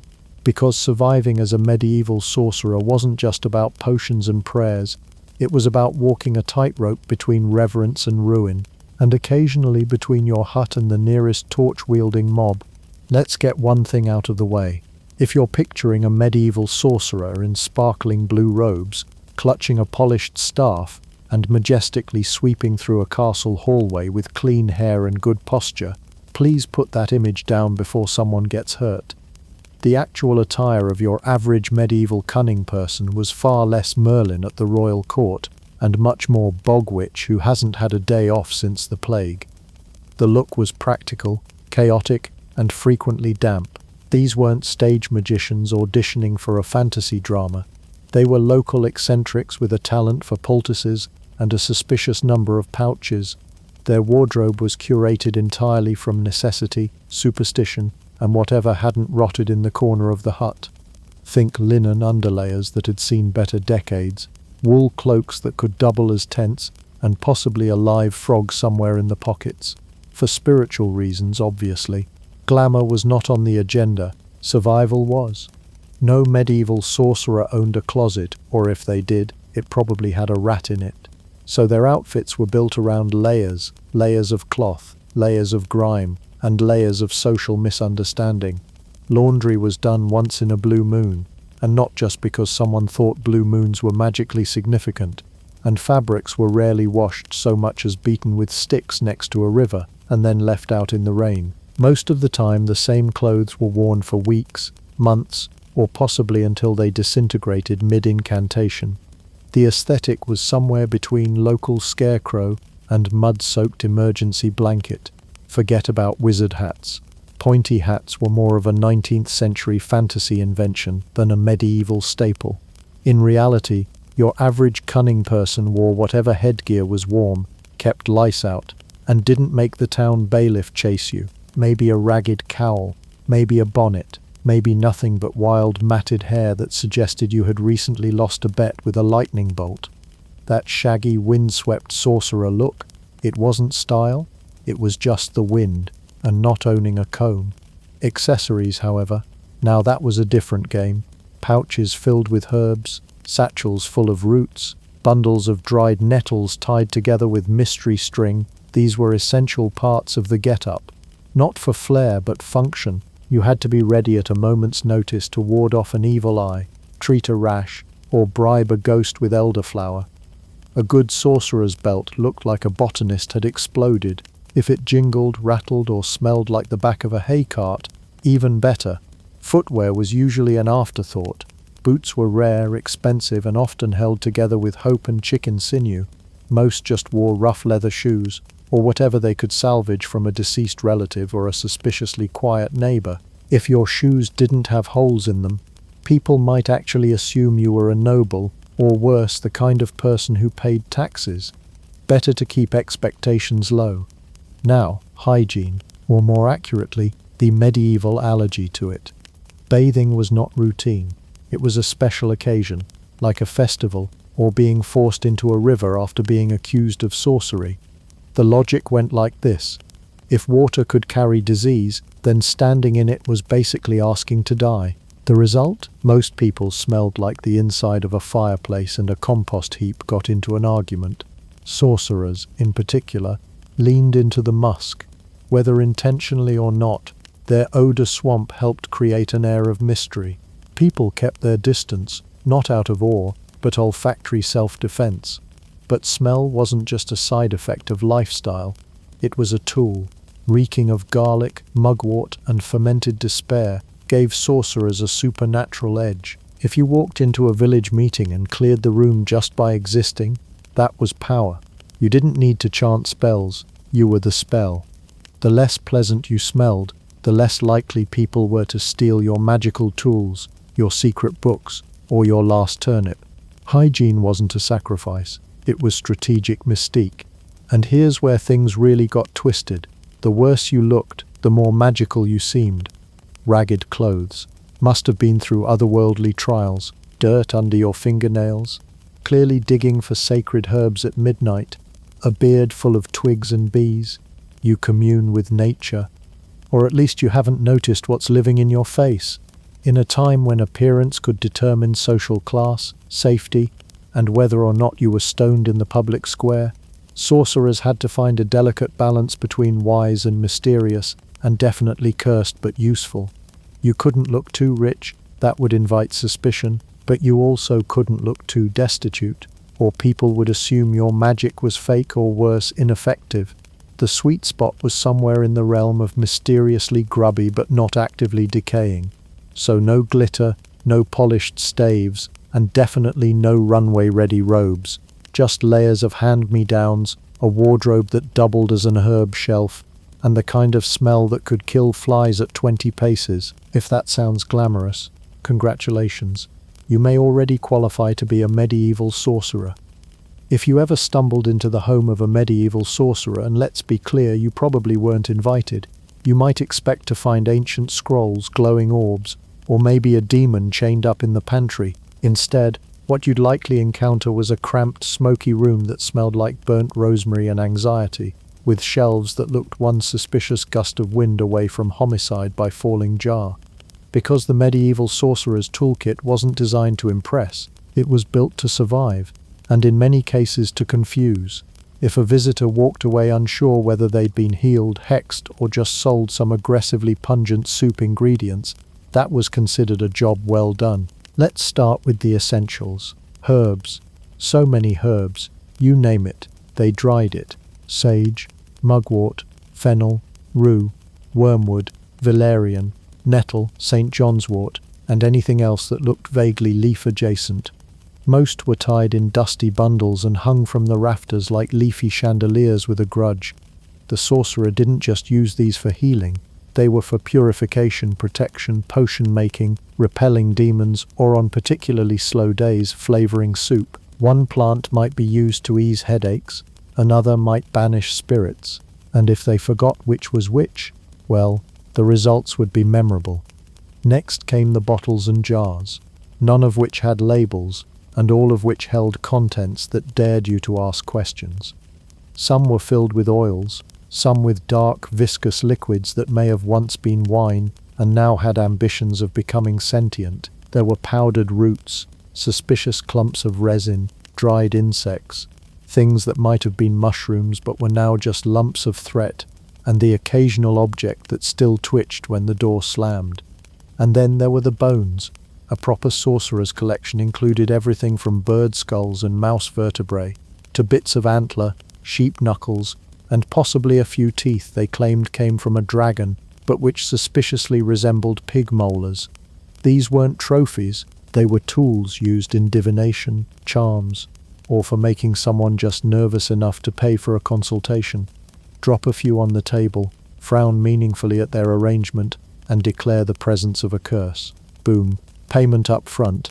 Amulets and talismans were another must-have. These could be anything. Carved wooden discs, odd-shaped rocks, bits of cloth soaked in who knows what. The key was to imbue them with meaning, or failing that, to insist they worked while maintaining intense eye contact. An amulet might be worn to ward off sickness, evil spirits, or gossip. Spoiler, only one of those was even slightly manageable. Sometimes they were made from animal parts, sometimes metals, sometimes just tightly braided string that probably smelled like goat. The important thing was that they looked strange enough to spark awe and vague discomfort. And let's not forget the magical stones. These were just rocks, of course, but not to them. A stone with a hole in it? Clearly a fairy stone, used to see through illusions. A smooth one? Might be used to channel moonlight. One with an unusual pattern? Definitely holds mystical energy. These rocks were not just debris, they were the medieval equivalent of USB drives, only filled with prayers, wishes, and dirt. Of course, not all tools were physical. Many sorcerers kept small books or scrolls, written in a charming combination of faded ink, bad Latin, and sheer guesswork. These grimoires contained spells, herbal recipes, planetary correspondences, and doodles that may or may not have been actual demons. Owning a book back then was like owning a Ferrari now. Expensive, rare, and guaranteed to make people assume you were up to something. Which, to be fair, they usually were. Now imagine all these tools crammed into a one-room hut that also served as a kitchen, bedroom, workshop, and unlicensed clinic. The floor, dirt, obviously. The shelves, unstable. The lighting, candle-based and one sneeze away from arson. You didn't need to summon disease, just breathing in the air gave you tetanus and at least one medieval mystery illness. The smell alone could sterilize your will to live. Every surface was sticky and not in a way anyone could explain. There were stains that might have been wine, blood, or jam from 1382. You didn't touch anything unless you wanted to find out whether your insurance policy covered sudden possession. It was the kind of space that could be described as cozy by only the most delusional real estate agent and a breach of nature's laws by everyone else. And yet, this chaos worked. These tools, ingredients, and cursed tchotchkes were the lifeblood of the profession. The sorcerer didn't need glamour, they needed effectiveness, mystery, and a solid explanation for why that jar in the corner was hissing. So if you ever open a medieval sorcerer's cupboard, don't expect neat rows of labeled remedies. Expect 5 jars of sage, a dried lizard, and something that used to be moving. And if you ask what it's for, they'll likely pause, raise an eyebrow, and say, protection. Don't worry about it. Potion making in the medieval world was equal parts hope, superstition, and blind culinary courage. It was medicine, magic, and chaos all stirred together over a smoky fire, ideally in a cauldron that hadn't previously been used for stew or sheep deworming. If you're imagining a bubbling brew in a blackened pot, ingredients tossed in with theatrical flair, and maybe a raven squawking approval from the windowsill, congratulations, you're wildly correct. Except it was less mystical elegance and more medieval chemistry class hosted by a sleep-deprived raccoon. The idea behind potions was simple. Throw stuff together that smells awful, looks worse and tastes like disappointment, then drink it and hope you get better. You had a fever? There was a potion for that. Cursed in love? Potion. Your cow started whispering Latin? Extra strong potion with double nettles. From healing wounds to inducing dreams to banishing demons or annoying cousins, there was a liquid fix for everything, or at least something that sounded convincing when you muttered it confidently. Now, were these potions based on science? In a generous sense, yes. Sorcerers and wise folk often relied on trial and error, local folklore, and this probably didn't kill the last guy logic. A healer might know that willow bark helped with pain, which we now understand contains salicin, a precursor to aspirin. But next to the willow bark, they'd toss in crushed beetles, 3 drops of moon water, and a generous splash of whatever fermented horror they had on hand. So yes, there was wisdom. It was just marinated in madness. Recipes were rarely written down, and when they were, they looked like a mix between a witch's grocery list and a cry for help. Instructions like, boil 2 fingers length of wormwood in wine until it stops screaming. Add dog rose petals under a waning moon. Stir with an iron spoon until the air feels right. This wasn't cooking. This was ritualized improvisation. Not to mention the ingredients. Anything was fair game if it could be dried, boiled, or pulverized. Herbs, bark, roots, moss, fungus, flower petals, mold, and the occasional stolen church incense. Animal bits were not off the table either. Powdered bone, snake skin, snail slime, frog livers, even a few Eye of Newt-style flourishes, though that may have just been a nickname for mustard seed. The line between pharmacy and buffet for a forest spirit was extremely blurry. Then there were the delivery methods. Some potions were meant to be sipped slowly with reverence, others were chugged like ale at a wedding, or smeared on the body like extremely ambitious lotion. Some were poured into fire pits to summon visions, or, if you were feeling especially reckless, left beneath your pillow to draw out the illness. Yes, they used medicine like it was scented stationery for ghosts, and of course no two sorcerers made the same thing. One might swear by crushed eggshells and ox bile to treat chest pains, while another would use honey, thyme, and several desperate prayers to Saint Apollonia.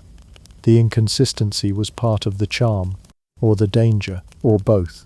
Potions didn't come with warning labels, and side effects ranged from "you feel slightly better" to "you hallucinate a talking badger who tells you secrets about your neighbors." Did it heal your fever? Maybe. Did it give you vivid dreams about marrying a crow in a velvet waistcoat? Absolutely. The important part was that something happened. In a world full of uncertainty and suffering, something was often enough. Sometimes, potions backfired spectacularly. Sorcerers might miscalculate a dose, confuse one root with another, or accidentally make a flammable tonic and then try to heat it over an open fire. Explosions weren't common, but they weren't unheard of either. There's something deeply alarming about hearing "stand back" from a person who's wearing a soot-stained apron and holding a flask that's quietly bubbling like it knows your secrets. And yes, accidents happened. Occasionally, something genuinely helpful emerged from the mix. A tincture that soothed pain, a balm that healed wounds faster, a tonic that helped digestion. These successes, however rare, helped maintain the sorcerer's reputation and keep clients from switching to the competition, i.e. the village priest, who offered nothing but prayer and guilt. Other times, sorcerers were keenly aware that their potions did little and made up for it with theatrical delivery. They'd chant in fake Latin, wave hands over the potion as if conducting a symphony of ghosts, and insist the brew must not be drunk all at once or else the stars will recoil. Translation: it's mostly vinegar and sage. Good luck. Potions were also deeply personal. A love potion given to one client might be designed to attract romance. Given to another, it was a subtle way of saying, "You need to smell less like pickled cabbage." Healing potions might double as charms, poured onto doorsteps, worn in pouches, or flung dramatically at livestock who looked possessed. In the end, potion making was more than an attempt at healthcare. It was performance, belief, and sheer medieval audacity. It was hope in a bottle, fear with a cork, and the unshakable confidence of someone who once watched a frog blink twice and took it as medical advice. Welcome to the fifth and most bewildering installment of Sorcerer Survival, where science takes a nap and destiny gets decoded from stars, dreams, and dairy products. If you've ever consulted your horoscope and thought, "This feels a little vague," then congratulations, you're spiritually aligned with half of medieval Europe, because in a world without Google, radar, or an understanding of basic biology, predicting the future was less about logic and more about creative guessing. Enter the sorcerer, your local future scrying, goat-watching, dream-decoding enthusiast. Let's start with astrology, because nothing says "I know what I'm doing" like looking up at the sky and claiming that Mars is responsible for your hangover. Medieval sorcerers weren't just starry-eyed romantics. They were armed with astrological charts more complicated than your average tax form. Each planet was thought to influence a specific bodily humor. Yes, that again. Emotional state, and even behavior. Born under Saturn? Sorry, you're probably melancholy and destined to smell faintly of onions. Mars in retrograde. That might explain your neighbor's spontaneous jousting accident. These celestial theories weren't confined to the elite. Even peasant clients, covered in mud and superstition, believed their crops would fail because Venus was throwing a cosmic tantrum. Sorcerers learned to use this trust to their advantage, timing healings with lunar phases, picking herbs under specific constellations, and blaming failed love potions on a misaligned Jupiter. In many ways, it was the perfect insurance policy. If the potion didn't work, it wasn't your fault. It was Saturn being salty again. Now, if stars weren't your thing, fear not. there were plenty of down-to-earth omens to play with, like actual cheese. No, seriously, in some parts of Europe, people would read cheese the way others read tea leaves. This wasn't a joke. Cheese divination, called tyromancy, involved studying the way curds formed or melted, sometimes using it to predict marriage outcomes or rainfall. Imagine waiting for a sign from the divine and being handed a sweaty hunk of Gouda. That's divine intervention à la dairy. Of course, dairy wasn't the only suspicious object being consulted. Enter the world of dreams. Less Freud and more, my uncle saw a raven and now thinks he's cursed. Medieval dream interpretation was a chaotic blend of ancient philosophy, religious symbolism and general nonsense. If someone dreamt of running naked through a field of cabbages, as one does, a sorcerer might declare it a sign of an upcoming financial windfall or possibly indigestion. Entire manuals existed for decoding dreams, which often felt like medieval Mad Libs. If you see a fish and a lady with 3 noses, expect visitors. Then there were the truly committed, the entrail readers, or haruspices. Though more common in ancient Rome, the practice survived in rural pockets of medieval Europe. Picture a solemn sorcerer slitting open a goose and declaring that the Duke's army will definitely lose because the liver looked a bit sad. You'd think the gross factor would have discouraged people, but no. Nothing says reliable future-telling like digging through poultry parts at sunrise. But it didn't end with birds. Weather, moods, illnesses, all were read like signs from the gods. If the wind blew from the east on a Thursday, it meant a nobleman would lose his shoe. If your goat sneezed 3 times in a row, you'd better cancel your wedding. Farmers often consulted sorcerers before planting crops, not for soil quality advice, but to know whether Mercury's position meant they'd get locusts or rain. Even the type of thunder mattered. Sharp thunder meant death, while rolling thunder meant maybe just mild dysentery. In truth, the role of the sorcerer was part entertainer, part therapist, and part improviser.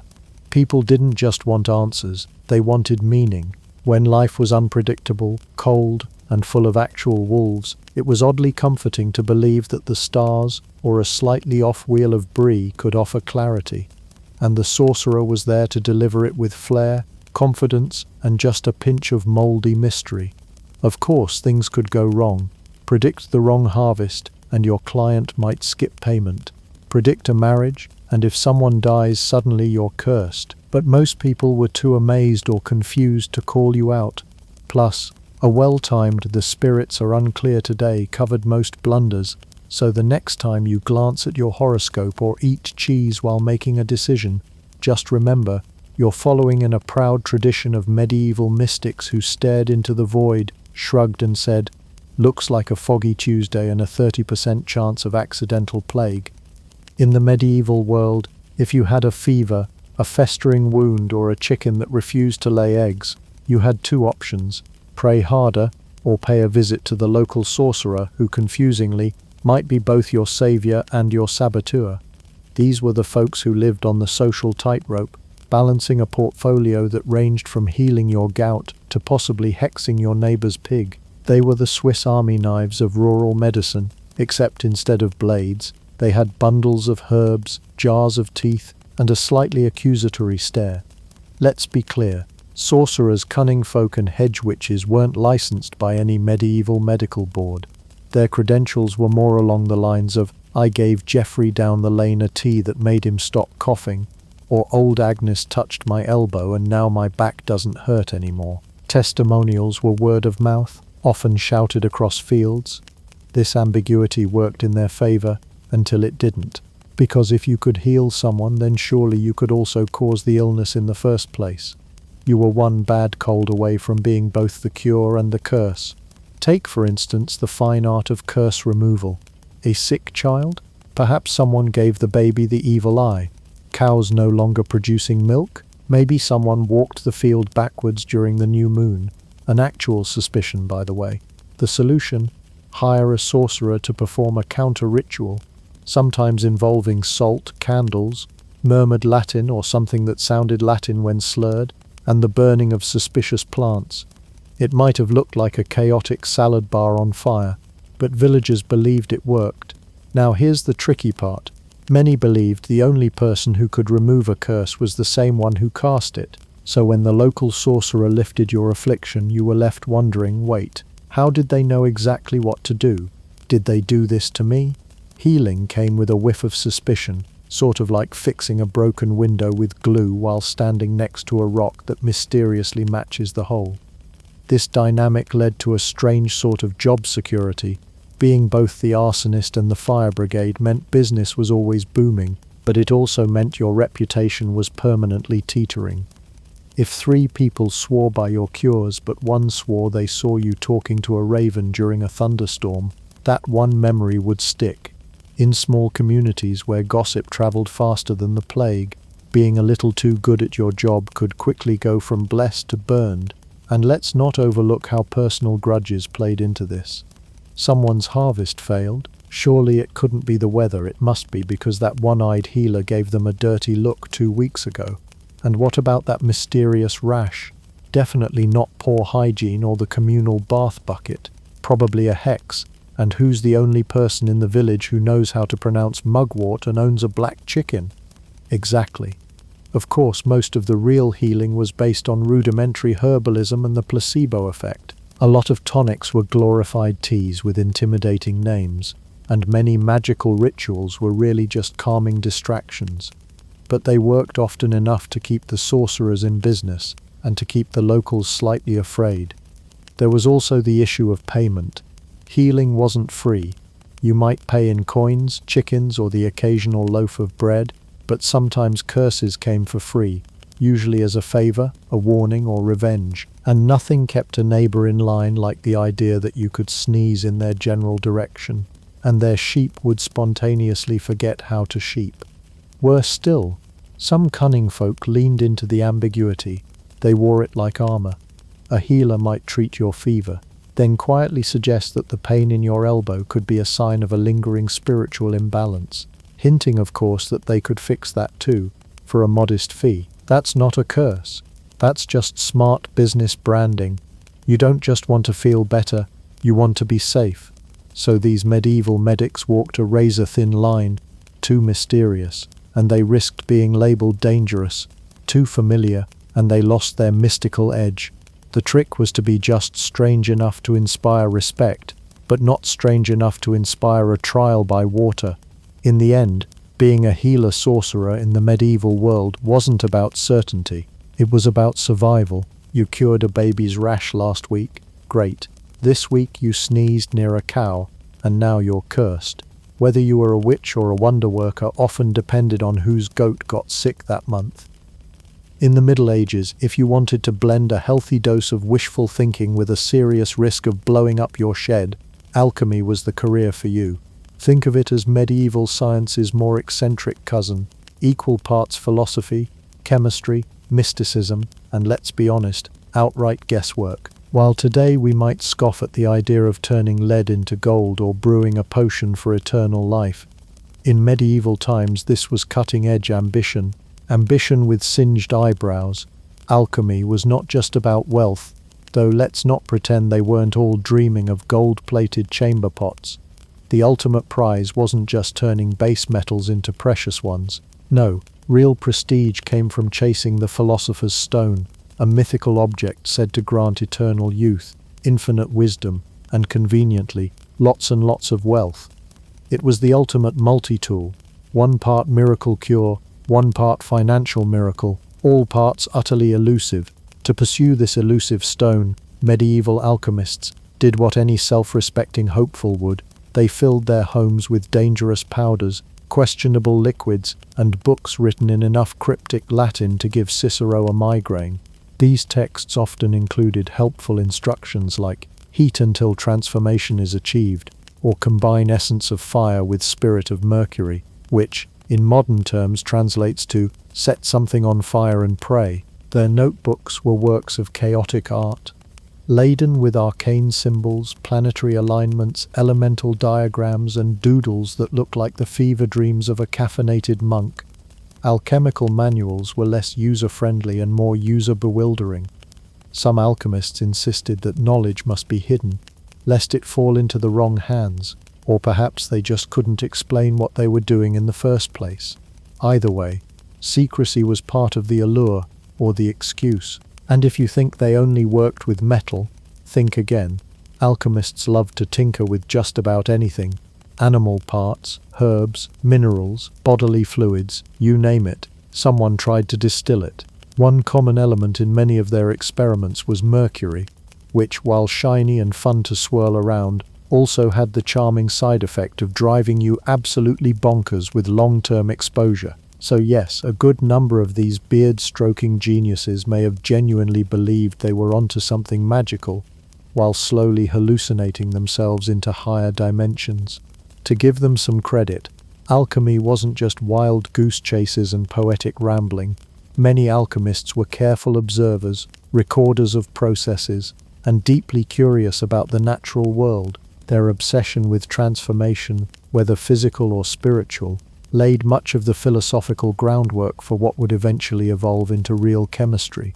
Sure, they didn't invent the periodic table, but they were the first to realize you shouldn't store nitric acid near your breakfast wine. Alchemy also had a strangely spiritual bent.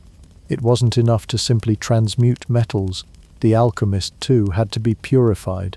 A lot of texts stress that the one who seeks the philosopher's stone must undergo inner transformation, because obviously the lead in your basement won't turn to gold if your soul is still full of impure thoughts and last week's gossip. So in between blowing things up, alchemists spent a fair amount of time in prayer, contemplation and questionable moral cleanliness. Despite the risks, and there were many, including poisoning fire and accidentally summoning something you couldn't unsummon, alchemy was oddly respected. Monarchs funded it, scholars debated it, and charlatans capitalized on it. There were always rumors of someone somewhere who had actually done it, turned copper into silver, discovered the elixir of life, or at least made a really convincing lump of fool's gold. Of course, success stories were always third-hand. My cousin's uncle's neighbor knew a man who once met an alchemist who swore his dog lived for 50 years on a potion made of owl tears and powdered sapphire. Suspiciously unverifiable, but compelling enough to keep people chasing the dream. In many ways, alchemy was a reflection of the medieval mindset, hopeful, mysterious, and utterly unconcerned with lab safety protocols. It was a field that bridged the gap between ancient philosophy and early science, where every failed explosion was just another clue, and every cracked cauldron was one step closer to immortality. The truth is, alchemy wasn't about shortcuts to wealth or cheating death. It was about the deep desire to understand the world, to believe that somewhere in the mess of minerals and fire, there was a secret code to unlock life's greatest mysteries. Also, yes, it would have been nice to never pay for a drink again. If you were a medieval sorcerer, the most dangerous part of your job wasn't the risk of mixing nightshade with breakfast herbs or accidentally blowing up your thatched roof while chasing immortality. It was getting noticed, and not in a good way. Noticed by the church, noticed by the neighbors, noticed by anyone whose idea of solving problems involved torches, pitchforks, and a deep suspicion of anything remotely unexplainable. Let's set the scene. You live just outside a village, far enough to make people nervous, close enough that they still come knocking when their cow starts sneezing backwards, or their child can't stop speaking in rhymes.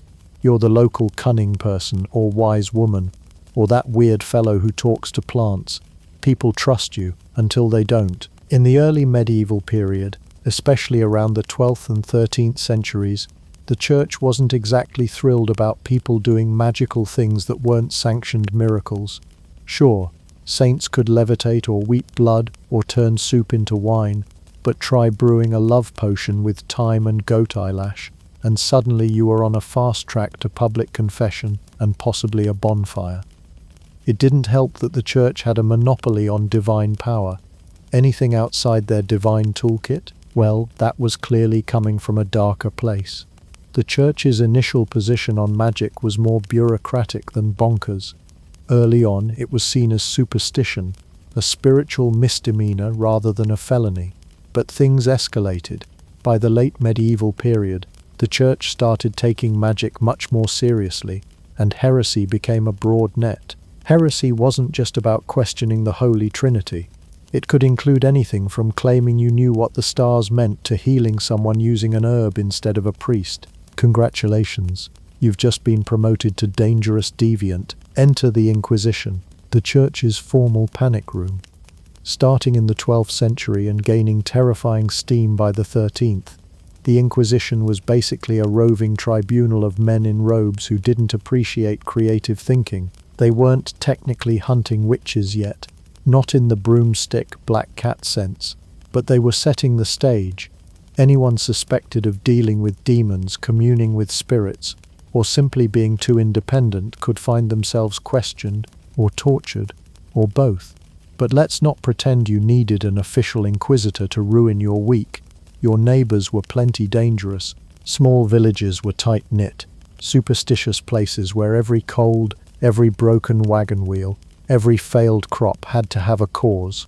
And natural causes just didn't have the same satisfying ring as Martha next door cast a spell because you didn't invite her to your pig roast. The scary part? Sometimes all it took was gossip. One muttered accusation, one strange smell coming from your chimney, one poorly timed chicken death, and the rumor mill would crank into full gear. A few years earlier, you were the miracle worker who healed Farmer John's infected leg with garlic poultices. Now, you're the dark force behind his limp. People forget fast when they're afraid, and because medieval communities were swimming in fear of illness, famine, sin, the devil, bad weather, goats that stared too long, scapegoating became a civic pastime. If someone didn't fit the mold, they were fair game. A woman who lived alone, suspicious. A man with too many books, definitely suspect. A healer who preferred plants to prayer, might as well start gathering firewood. By the time witch hunts reached their fever pitch in the early modern period, 15th to 17th centuries, the seeds had long been planted. Earlier medieval paranoia had already carved the narrative. Magic bad, and anyone practicing it, possible hell spawn. The Malleus Maleficarum, basically the worst how-to guide ever written, didn't come out of nowhere. It was built on centuries of growing distrust. So where did that leave the medieval sorcerer? Walking a tightrope. On one hand, you had to keep doing your job, curing coughs, advising on dreams, helping with lost sheep. On the other hand, you had to downplay anything too effective, heal too fast, and people assumed you had help from downstairs, use a chant someone didn't recognize, and it might as well be demonic gibberish. Perform a harmless love charm, hope nobody's wife gets jealous. Being on the spiritual fringes meant living with a permanent suspicion tax. You could never fully be part of society, but you also couldn't afford to be too separate. That middle ground, exhausting and dangerous. Every act of kindness was a potential courtroom exhibit. Every eccentricity was future testimony. And if the church or your neighbors decided you were over the line, your defense might be less about facts and more about not crying under duress. Perform 3 miracles, and you're a saint. Perform 1 love spell, and suddenly it's burn the heretic. Long after the herbs wilted, the potions curdled, and the last suspicious sneeze sent a village into moral panic, the medieval sorcerer lived on, not in person. Most were, let's be honest, either retired into obscurity or slightly crispy from an overzealous inquisition, but in reputation. And what a strange, smoky, misunderstood legacy it turned out to be. The sorcerer of yore was many things: healer, charlatan, counselor, scapegoat, and walking pharmacopoeia. They were feared and adored in equal measure, whispered about in taverns and summoned in desperation when grandma's leg went numb or the crops looked sideways. But as the centuries rolled on, their once potent presence faded from the daily fabric of rural life and curiously sprouted anew in the fertile soil of folklore. From Shakespeare's witches on the blasted heath to Merlin advising kings with a beard that probably had its own zip code, the old village sorcerer didn't disappear. They just got a literary makeover. Gone were the mouldy robes and questionable breath. In their place came sparkling staves, booming Latin incantations, and magical light shows that Hollywood would kill for. It's almost charming to think that somewhere between real-life herb slingers and fictional spellcasters, someone said, "You know what this story needs? a dragon. But beneath all the mythologizing, there's a thread of truth that still ties modern medicine and science to the grubby hands of those medieval eccentrics. Sorcerers, cunning folk, alchemists, they were often the only ones in town who paid attention to patterns, whether in the stars, the body, or a suspiciously gassy goat. They recorded what worked and what didn't, often passing that knowledge on through apprenticeships or, less efficiently, cryptic diagrams that looked like someone dropped ink on a chicken and let it dance. Their home-brewed remedies, often mocked, were sometimes rooted in genuine pharmacological insight. Willow bark for pain? Turns out it contains salicin, the precursor to aspirin. Honey for wounds? It's antimicrobial. Wine as an antiseptic? Well, it's no neosporin, but they were working with what they had, and it beat goat spit. These were the accidental scientists of their day, using observation, trial, and an unhealthy dose of speculation to wrestle with nature's chaos. Of course, for every remedy that worked, there was another involving frog spleens, powdered gemstones, or the ashes of someone's cousin's ferret. Not everything aged well, but that's true of all fields. Just ask anyone who bought a shake weight. As the Renaissance and Enlightenment arrived with their libraries, laboratories, and monocles of judgment, the sorcerer's methods were gradually demoted from mystical wisdom to quaint nonsense. Yet even as science edged out the magic, it kept some of the flair. Chemistry, once alchemy's nerdy cousin, borrowed heavily from its older, weirder sibling. Early chemists didn't just inherit the lab, they inherited the urge to poke things until they exploded, preferably in a dramatic cloud of colored smoke. And we, the modern audience, never quite let go of the archetype. We still love a good wizard. Whether it's Gandalf mumbling in a cave or a game inventory full of suspicious potions, the sorcerer remains a cultural fixture. Why? Because there's something comforting about the idea of an odd, wise person who understands the world in a way others don't. Someone who knows which root eases fever, which herb drives off bad dreams, and which spell might finally convince your cat to stop knocking over the candlesticks. In the end, the medieval sorcerer's real magic wasn't just in the herbs, the stars, or the strange symbols etched into the side of a sheep skull. It was in the willingness to explore the unknown, to try and make sense of a world full of mystery, suffering, and barnyard-related disasters. That curiosity, sometimes misguided, often underappreciated, is what truly endured. So next time you reach for herbal tea, follow your horoscope or light a scented candle because Mercury is in retrograde and your Wi-Fi stopped working, thank a medieval sorcerer. They walked so modern mystics could moonwalk, and they did it all while smelling like mold and hoarding frogs.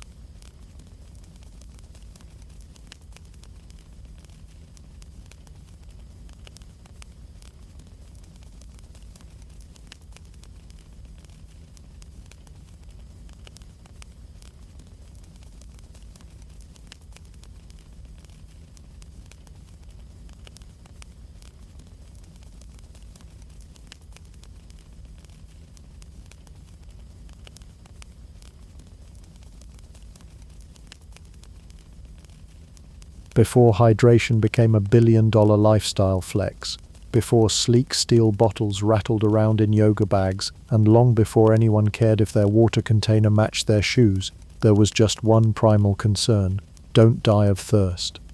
Our earliest human ancestors weren't exactly living their best spa water lives. They were migrating, sweating, foraging, and occasionally running away from things with more teeth than sense. And all that movement required one key thing: a portable way to carry water. The problem? Nature didn't provide a user manual. It just handed over some hollowed-out gourds and said, "Good luck, caveman."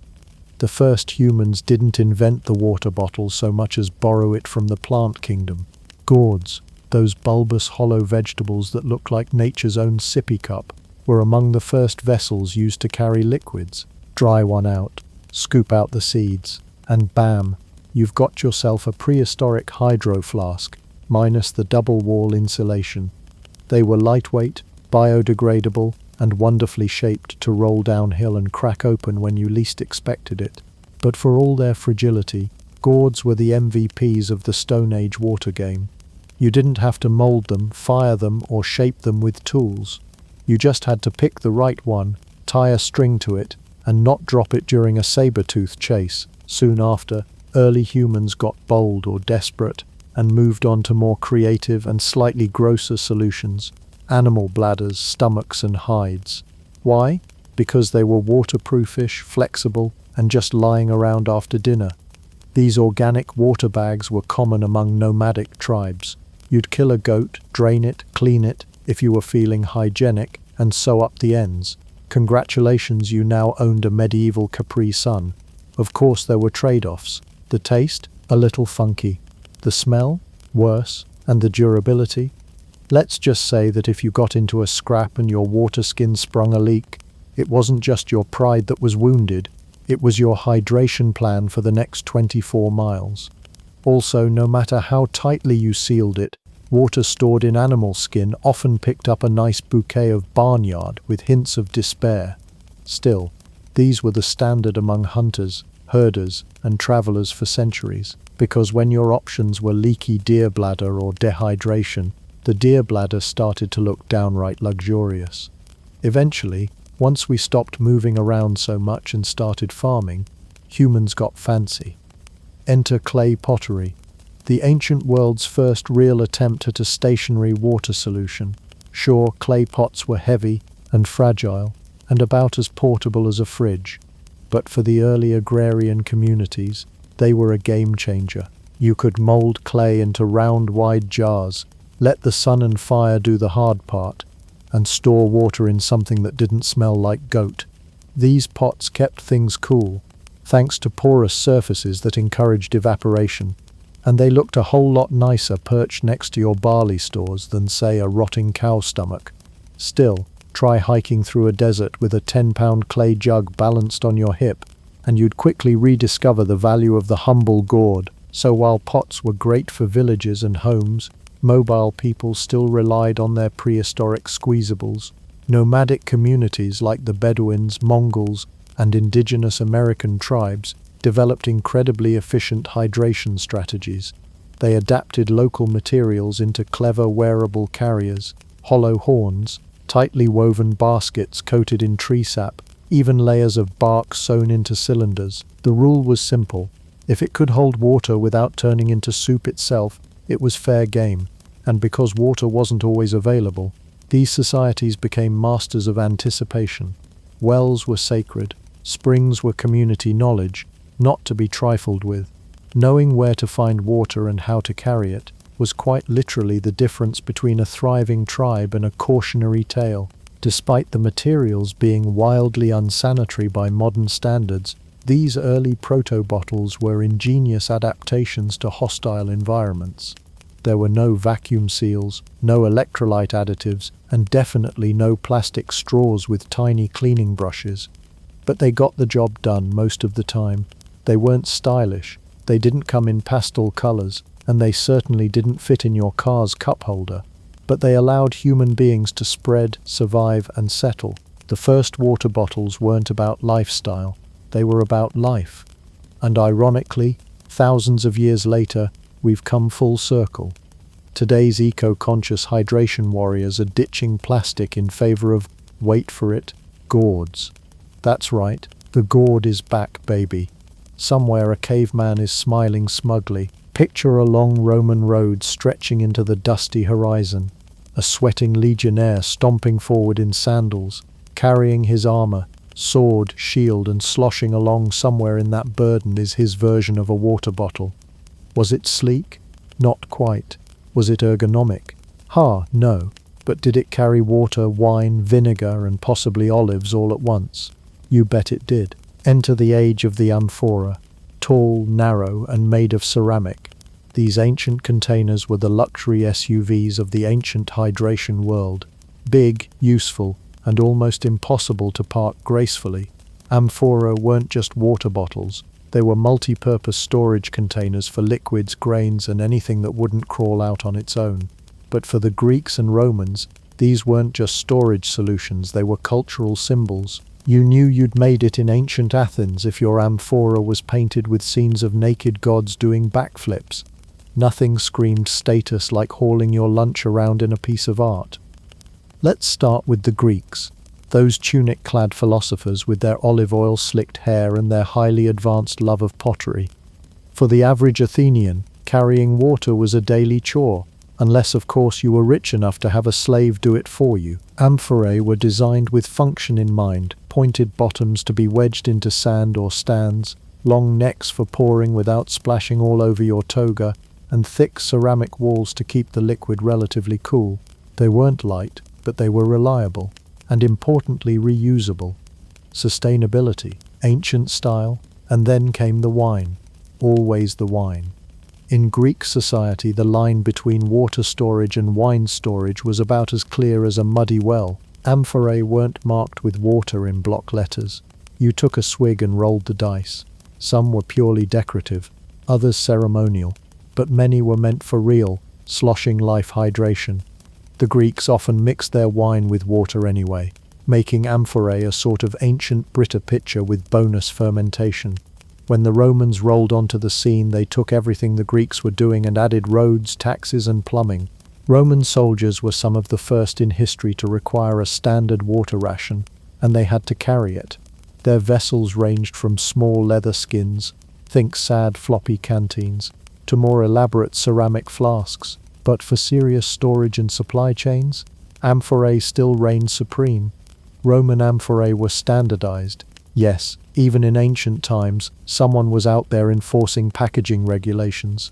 A typical Roman amphora could hold around 25-26 liters of liquid. That's more than your average college student drinks in a weekend, and quite the burden if you're schlepping it across Gaul. Amphorae became essential not just for armies, but for the vast trade networks that powered the empire. Water, wine, olive oil, fish sauce, don't ask, all sloshing together on creaky ships, each container sealed with wax, stamped with a symbol, and packed like ceramic Tetris. And here's where things get slippery.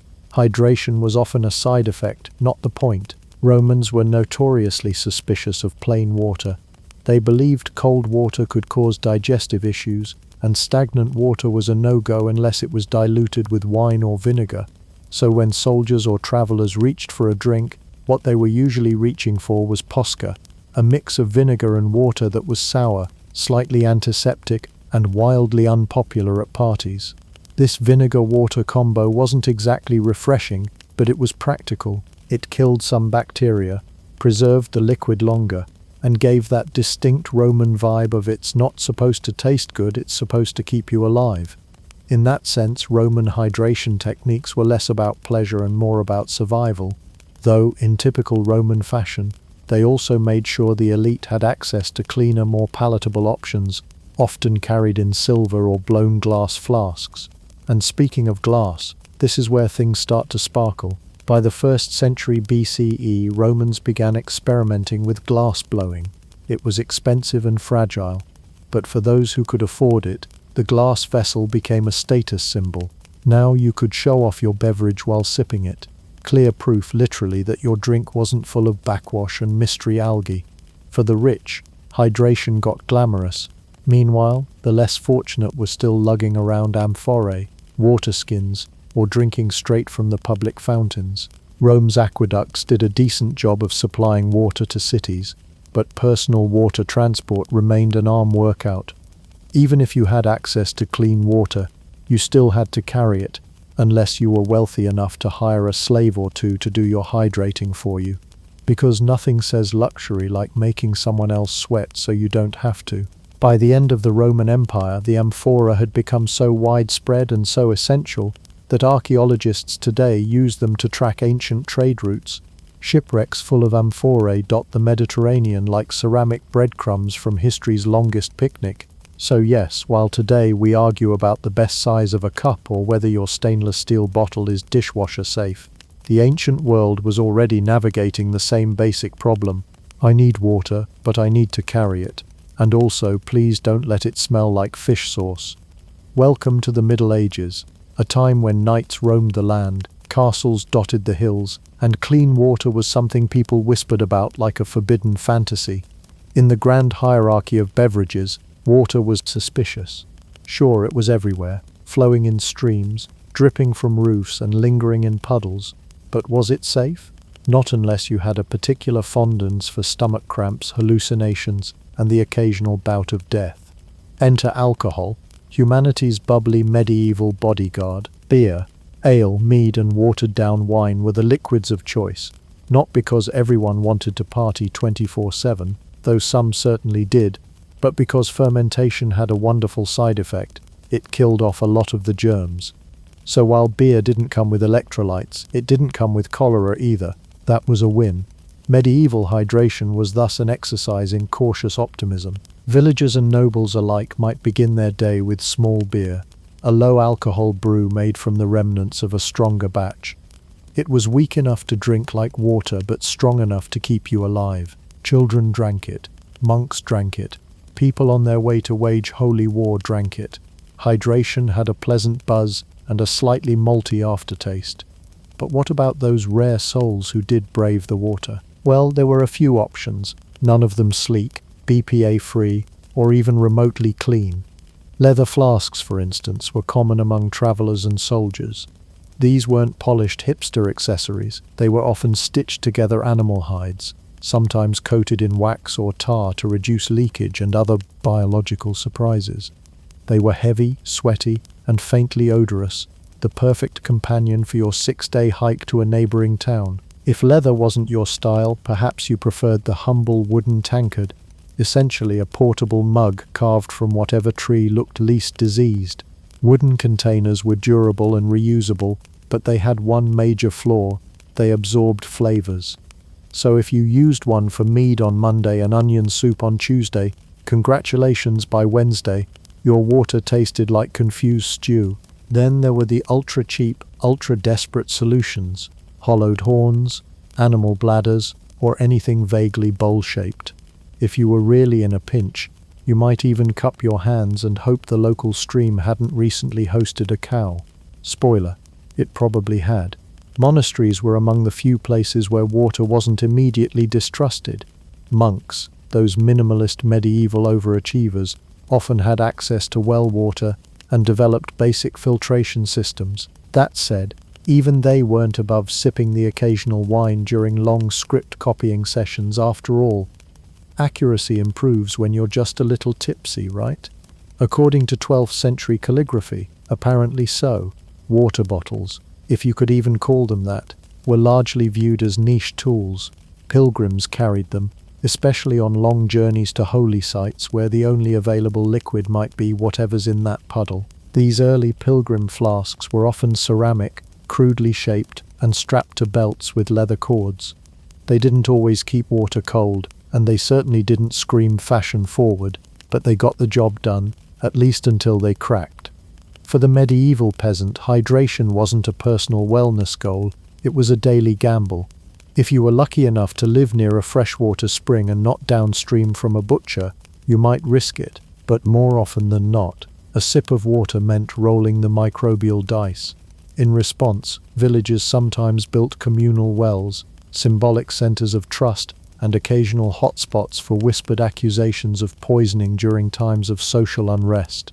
Because why blame the germs when you could blame your neighbor's suspiciously pointy hat? Medieval hydration was, in essence, a balancing act between thirst and survival. You drank what wouldn't kill you, carried it in what wouldn't leak on you, and hoped you didn't offend any spirits or local witches in the process. And when in doubt, you reached for a mug of ale and called it a health tonic. Ah, the Renaissance, that glorious period when Europe dusted off the cobwebs of the Middle Ages, squinted into the sunlight and declared, "Let's make everything absurdly elegant, even water bottles." It was the age of rebirth in art, science, and humanism, but also in how one lugged liquid across a crowded piazza. And while intellectuals debated astronomy and anatomy, the elite were debating the latest fashion in flasks. Because what's the point of philosophical enlightenment if your hydration vessel doesn't gleam in the sunlight? Metal flasks took center stage during this gilded age, forged in silver, pewter, brass, and, for those with truly questionable taste, lead. Yes, lead. You know, that dense, soft metal that's perfect for making your drinking water mildly toxic and your memory slightly foggy. But back then, nobody had the benefit of modern chemistry textbooks or a well-funded public health department. If your pewter flask had a bit of lead in it, the only thing you noticed was how heavy and expensive it felt, which meant it had to be good. These flasks weren't designed with convenience in mind. They were often engraved, embossed, or adorned with coats of arms, Latin mottos, or saints, who probably didn't endorse using precious metal to hold warm goat's milk. Royalty, nobility, and anyone trying to pass as either would carry their flasks like badges of status, not tucked away in pockets, because Renaissance clothing wasn't big on those, but looped from belts or held with flair in gloved hands, preferably while reciting poetry, and don't be fooled. These were not the rugged canteens of weary travellers. Renaissance flasks were fussy, high-maintenance objects. They leaked if jostled, they heated up in the sun, they dented if dropped. Cleaning them? Let's just say the Renaissance wasn't known for its soap innovations. Mold could be a frequent guest, along with the metallic tang of yesterday's wine. Still, if you were trying to impress a courtly crowd, nothing said "I read Plato and know how to fence" like a flask that sparkled more than your teeth. Which, incidentally, were probably not sparkling. It wasn't just about looking noble, though. These flasks had a dramatic side. Soldiers on the battlefield, especially the well-paid, well-dressed ones, carried personalized flasks into combat, filled with whatever they needed to either dull the pain of war or steel their nerves for it. A swig of watered wine before charging into pike formations wasn't just tradition, it was practically a tactical maneuver. One flask might bear the emblem of a duke, another might have a love note scratched onto its side. Either way, you could die stylishly and slightly inebriated. Travelers, artists, and even a few scandalous poets adopted the flask trend as well. Some were shaped like miniature amphorae, others were squared off and decorated with scenes from mythology or biblical epics. Because what better way to hydrate than from the side of a bottle showing David triumphing over Goliath? If your flask didn't double as a conversation starter, were you even part of the Renaissance? Yet, for all their elegance, these flasks were deeply impractical for the common folk. While the nobility paraded their liquid luxuries, peasants stuck to wood, clay, or whatever hollowed-out gourd they could find. If you drank from metal, it was because you worked in the forge, not because you could afford artisanal alloys. The phrase "drink like a duke, dehydrate like a commoner" wasn't actually written down, but it was certainly lived out. In time, some Renaissance thinkers began to consider the connection between health and hydration. Physicians wrote long-winded treatises on the balance of humors and the proper temperature of drinking water. Room temperature, ideal; too cold, deadly. But even as science progressed, the fashion of the flask lagged behind practicality. Renaissance flasks were for show, not for slog. You didn't carry one because you were thirsty, you carried one because you wanted to be seen drinking. So in summary, Renaissance flasks were exquisite, dangerous, and about as functional as wearing velvet during a heat wave, but they captured the spirit of the age perfectly, a blend of vanity, innovation, and artistic excess. If your water container couldn't also be mistaken for a family heirloom or minor sculpture, you were doing it wrong. The Industrial Revolution, when steam replaced sweat, sort of, soot became a national decor style, and people finally decided that hydration should be functional, even if it still tasted like a nail. As the world was belching coal smoke and churning out everything from railways to revolts, the humble water container was also undergoing its own gritty little revolution. Gone were the days of elegant silver flasks and decorative gourds. Enter the canteen. Mass-produced, standardized, and about as romantic as a tin lunchbox full of regret. With armies growing and empires stretching across the globe, the need for rugged, portable hydration became a military matter. Marching into battle with a dainty flask was no longer going to cut it. Soldiers needed something that could bounce off the side of a musket, roll down a muddy hill, and still offer up something vaguely drinkable, even if it was just tepid rainwater mixed with rust flakes. Thus, the military canteen was born, usually in the form of a stamped tin or aluminum oval, wrapped in canvas, and slung over a shoulder like a flattened metallic baby. These canteens were not subtle. They clanged, they dented, they leaked in exciting, unpredictable patterns. They were also dangerously good at absorbing heat, meaning that on a hot day you could get a sip of water and a mild tongue burn all at once. And yet they were considered marvels of the age, because for the first time, you didn't need a blacksmith or a duke's allowance to own a personal water container. You just needed a uniform or a job that made you sweat more than a priest in a scandal. Soldiers weren't the only ones lugging around these clunky vessels. Explorers, colonial officials and railway workers began to adopt canteens as standard gear. If you were headed into the jungle, the desert, or just another 12-hour factory shift, a canteen became your best friend, albeit one that might give you tetanus. They were a symbol of practicality and purpose, and sometimes also of industrial hubris. Some models came with enamel coatings which looked great until they chipped and flaked into your drink. Others were painted army green and stamped with patriotic slogans, as if the contents could somehow be infused with national pride. Spoiler, they couldn't. They tasted like damp nails. The canteen's rise mirrored the rise of industrial society itself. It was mass-produced, uniform, and designed for functionality above all else. You didn't carry a canteen to impress people. You carried one because thirst was now a logistical problem, not a social occasion. In military encampments, soldiers were issued canteens like they were issued boots. They were filled with water, or coffee, or if someone had friends in supply, a diluted ration of rum, but mostly water, and often bad water, because industrial society was great at making steam engines and terrible at making clean drinking supplies. If your canteen didn't have a layer of mystery sediment by the end of the week, you weren't using it correctly. In some cases, the canteens became flammable. Yes, you read that correctly, because tin and aluminum can heat up fast, and if you tried to warm your drink over a fire without the right precautions, congratulations, you just made a small leaky bomb. Soldiers learned the hard way that convenience could also come with a bit of combustion. But hey, at least it was consistent with the Industrial Revolution's general theme of progress via accidental explosions. Meanwhile, back in the factories and the growing urban centers, workers were carrying versions of these same canteens in their lunch pails. Hydration on the job was suddenly a concern, especially when your job involved shoveling coal into a steam engine for 10 hours straight. Employers, eager to keep their workers alive just long enough to finish their shift, sometimes provided water rooms or tin cups attached to communal barrels. If you wanted something cleaner, you brought your own canteen, though whether it was actually cleaner was up for debate. Even schoolboys and Boy Scouts got in on the action. By the late 1800s, youth organizations were teaching kids to carry canteens on hikes, reinforcing the idea that being prepared meant having your own personal water drum, complete with a strap and a mild metallic flavor. You weren't just staying hydrated, you were building character, one tin-flavored gulp at a time. So while the canteen may not have been beautiful, it was a product of its era, rugged, repeatable, and unafraid to rust.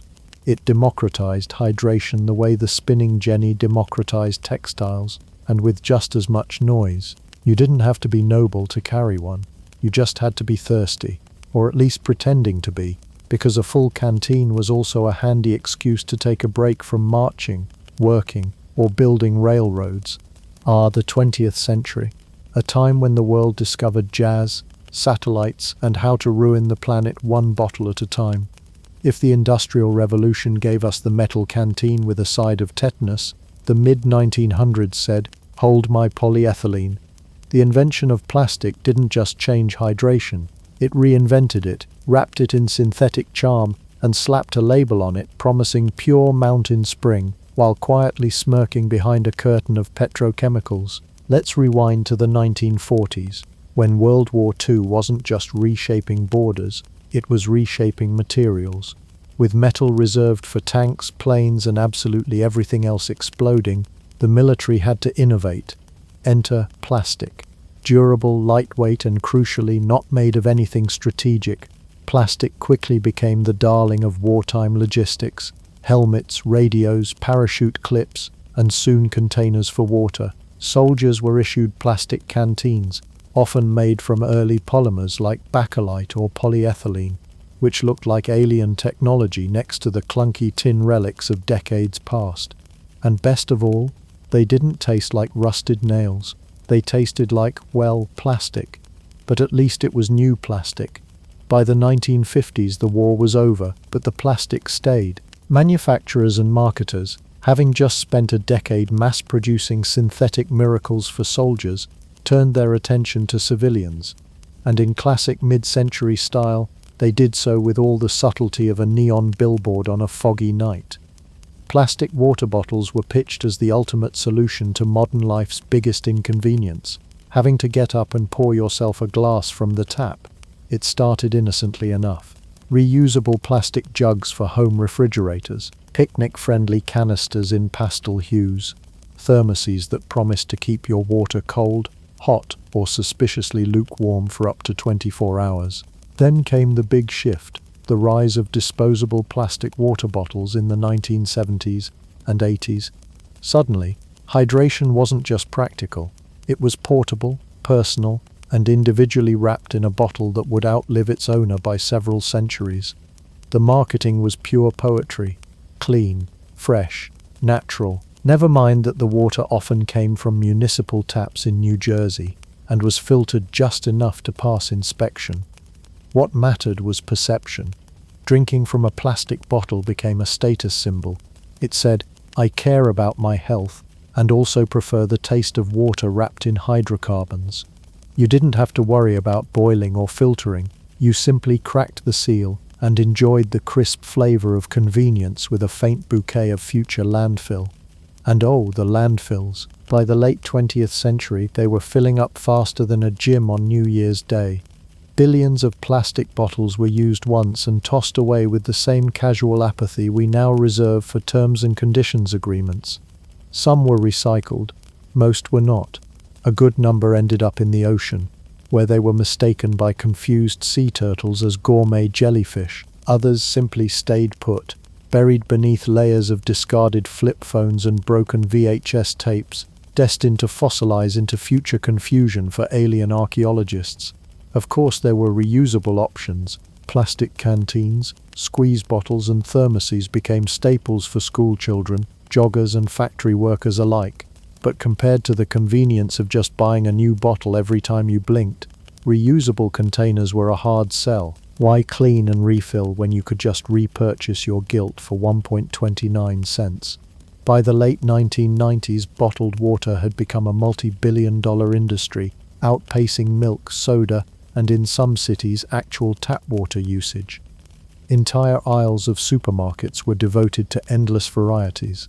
Spring, distilled, mineral, oxygenated, infused with electrolytes, charged with Himalayan moonlight probably. You could choose between square bottles, round bottles, ergonomic grips and caps that looked like they required a license to operate, and all of it came with the unspoken promise that you were somehow healthier, cleaner, and more evolved than the poor souls still using a drinking fountain. Meanwhile, the environmental warnings began to roll in. Plastic was piling up. Microplastics were showing up in oceans, soil, and even human bloodstreams. But by then it was too late. The plastic bottle had become as much a cultural icon as the Coca-Cola can, except this one didn't bring people together at Christmas. It just floated sadly downriver, bumping into other regrets. In hindsight, the invention of the plastic bottle was both a triumph of innovation and a slow-motion ecological facepalm. It solved one problem, on-the-go hydration, and replaced it with a much bigger one, eternal garbage. It was the hydrating equivalent of buying a new car every time you needed to go to the grocery store.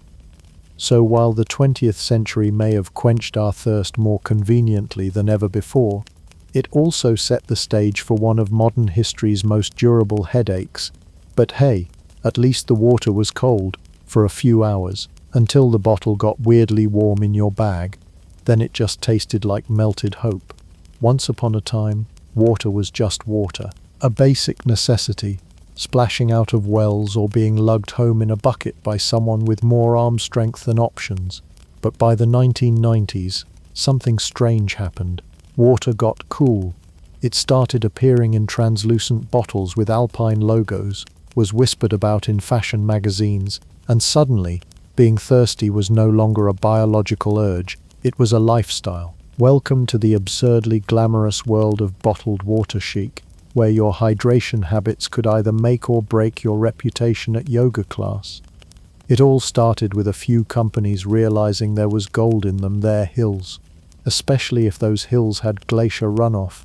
Brands like Evian began marketing their water as not just clean but pure, virgin, untouched by the sticky hands of urban plumbing, and if you drank it, maybe just maybe you'd be a little bit more pure too. Evian was the trailblazer, proudly bottling French mountain water and selling it as the elixir of the elegant.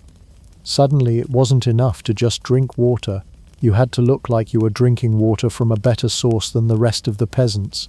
Your bottle became your statement piece. Bonus points if it cost more than lunch. Then came the hydration revolution of the early 2000s. Celebrities were spotted with Fiji bottles, like sacred artifacts, not just because they contained water, any faucet could do that, but because the bottles themselves were sleek, exotic, and featured images of tropical flowers, as if the liquid inside had been hand-squeezed from a cloud. Britney Spears was rarely seen without one. Paris Hilton practically made bottled water a purse accessory. And if you were caught dead holding a generic bottle from the drugstore, well, condolences to your social life. This is when branding turned into outright performance art. Smart Water hit the scene, whispering to the brainy crowd, "This isn't just water, it's distilled by science, it has electrolytes, Jennifer Aniston drinks it, don't you want to be smarter?" Meanwhile, vitamin water crashed the party like the extrovert in neon pants. It was colorful, trendy, and made water taste like melted candy with a side of guilt-free self-care. Bottled water was no longer competing with tap, it was competing with each other. Which bottle would you trust to appear in your gym selfie? Which one said you were into minimalist wellness? Which one said you had a personal trainer named Chad who only eats sprouted almonds? The stakes were ludicrously high for something that was literally two hydrogen atoms hanging out with oxygen. But this wave of fashionable hydration wasn't just about what was inside the bottle, it was about the bottle itself. Designer collaborations were real, limited editions were released. People hoarded them like collectors hoard action figures, except these had expiration dates and the faint scent of cucumber. Reusable water bottles also got swept up in the image frenzy. Brands like Surwell and Hydro Flask turned steel cylinders into style statements. You couldn't swing a yoga mat without hitting someone who'd shelled out $40 for a bottle that kept their drinks cold for 24 hours and their social media presence even cooler. Of course, there was a dark side to this designer deluge. As water got fancier, so did the absurdity. Some brands began bottling raw water. Yes, water that was specifically not treated or filtered, for those who felt that chlorine and modern sanitation were just government overreach. Spoiler, it sometimes came with a side of bacteria and potential dysentery. But hey, it was artisanal. The irony here is nearly poetic. For centuries, people risked disease and death just to drink clean water. Now, people were paying $10 for the privilege of water infused with moonlight, or whatever the label claimed. Marketing took advantage of our deep-rooted instincts, our trust in nature, our desire for health, our thirst for status, and packaged it all up in a single-serving bottle. Yet, there's no denying it. Bottled water, at its peak in the early 2000s, was the pinnacle of hydration chic. It was a status symbol, a beauty product, a fashion accessory, and a conversation piece. Wynne told the world, "I'm health conscious, wealthy enough to pay for something free, and probably own more yoga pants than actual pants." The bottle you carried said everything about you, whether you were crunchy and eco-conscious, luxury-obsessed, or just trying to survive. And while some of it was pure consumerism drenched in designer fonts, the trend did succeed in making people drink more water, which, considering the soda-drenched 1980s, was a minor miracle in itself. At some point between the 10th Evian bottle in your car's cup holder and that guilt-inducing news clip about plastic islands the size of France, The tides began to turn both literally and metaphorically. What started as a glamorous love affair with bottled water in the 90s morphed into something stickier, a planetary hangover made of polyethylene terephthalate. The public began to wonder, is my hydration habit melting the planet? Enter the reusable water bottle, no longer a camping accessory, but the new holy grail of guilt-free sipping. It began subtly. The first ripple came from scientists and medical experts whispering something ominous. BPA, that's bisphenol A, a synthetic compound lurking in many plastics that, under certain conditions, like sitting in a hot car or existing near a toddler, could leach into your water. And while the jury was still out on exactly how dangerous it was, the public reaction was clear. No thank you, I'd prefer not to sip endocrine disruptors with my electrolytes. BPA became the plastic bogeyman, and suddenly every bottle had to declare itself BPA-free in large, confident lettering, as if to reassure you that unlike your ex, it had nothing toxic hiding inside. At the same time, environmental concerns took center stage. Documentaries showed baby sea turtles strangled by six-pack rings and entire oceans suffocating under plastic debris. Your overpriced bottle of branded Mountain Dew suddenly felt a little sinister. People started asking inconvenient questions. How many plastic bottles do we throw away each year? About 1 million per minute. Where do they go? Mostly not where you want them to. Do I really need a new bottle every time I work out? Definitely not. And so, into the mess stepped the heroes of hydration, reusable bottles. But not the clunky canteens of the 1970s, smelling vaguely of rust and regret.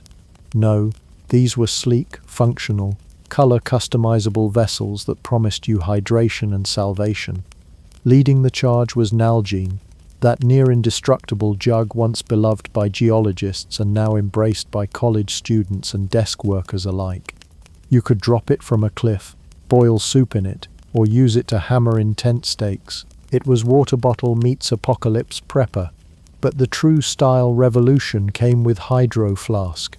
With its minimalist design, wide-mouthed smugness, and the magical ability to keep water ice-cold for actual eternity, Hydro Flask wasn't just a bottle, it was a lifestyle. You weren't just hydrating, you were joining a movement, a tribe, a tumbler mood board, and it cost about $50, which made it the perfect conversation piece for anyone who wanted to signal that they cared about the environment and also had excellent taste in matte pastels. Hydro Flask devotees didn't carry their bottles, they displayed them on carabiners, in cup holders, on Instagram. A Hydro Flask perched on a cafe table said, "I make my own granola, I know what composting is, and I definitely drink more water than you." Then came Swell, the runway model of the reusable revolution. These stainless steel stunners came in faux wood grain, galaxy patterns or marble. Not just functional but fashionable, Swell bottles were as at home in a yoga studio as they were in a boardroom. They turned hydration into haute couture and people loved it, especially because every bottle came with a sprinkle of virtue signaling. Buy one and a portion went to clean water charities. Suddenly staying hydrated meant saving the world and matching your bottle to your outfit. Of course it didn't stop there.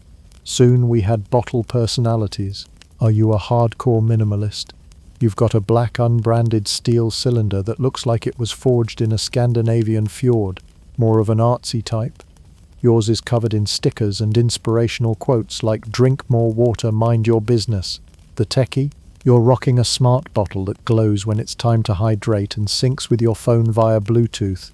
Reusable bottles also became part of the growing war against single-use everything. Offices began banning plastic water bottles. Music festivals charged you double if you didn't bring your own. Airports installed refill stations with the quiet, judgmental aura of a water priest offering redemption. Even school children began showing up with brightly colored bottles that weighed more than their backpacks and looked like they'd been engineered by NASA. But here's the kicker. Many of these reusable bottles were so expensive they required their own budget line. Some people now own collections, one for the gym, one for the office, one that just vibes better with certain outfits. The humble act of sipping water evolved into a daily aesthetic decision. Critics, of course, point out the irony. If you're buying 5 different steel bottles to avoid buying one plastic one, are you really helping the planet? And they're not wrong. But compared to the billions of plastic bottles floating in the Pacific, even the quirkiest hydro flask army felt like progress. So yes, by the 2010s, reusable bottles weren't just fighting back, they were winning. They combined function, sustainability, and a little splash of ego, because somewhere along the way the question stopped being "Are you thirsty?" and became "What does your water bottle say about you?" Welcome to the age where even your water bottle thinks it's smarter than you. If your ancestors once carried water in a hollow gourd or a medieval leather flask that smelled vaguely of damp goat, you can now sip from a sleek Wi-Fi-enabled hydration cylinder that glows when you've forgotten to drink. That's right, welcome to the era of the smart bottle, where quenching your thirst is no longer a simple biological impulse, but a carefully curated data-driven lifestyle experience. Let's rewind just a bit. Around the 2010s, as society collectively realized that saving the planet wasn't going to happen with plastic bottles piling up like dystopian Lego bricks, reusable bottles had a glow-up, but some people looked at their stainless steel hydro flasks and thought, what if this had an app? And thus began the tech bottle revolution. Smart water bottles, the digital divas of the hydration world, started popping up, promising everything short of therapy. These weren't just water holders, they were accountability coaches, life partners, and possibly smarter than your co-worker Kevin. They lit up to remind you to hydrate. They synced with your phone to log every gulp. Some even used artificial intelligence to calculate how much water you should drink based on your activity level, altitude, and possibly how many times you sighed dramatically at work that day. One of the pioneers was the Hydrate Spark, a glowing LED bottle that connected via Bluetooth to an app. It would literally glow like a tiny nightclub on your desk if you dared forget to sip. Miss your hydration goal?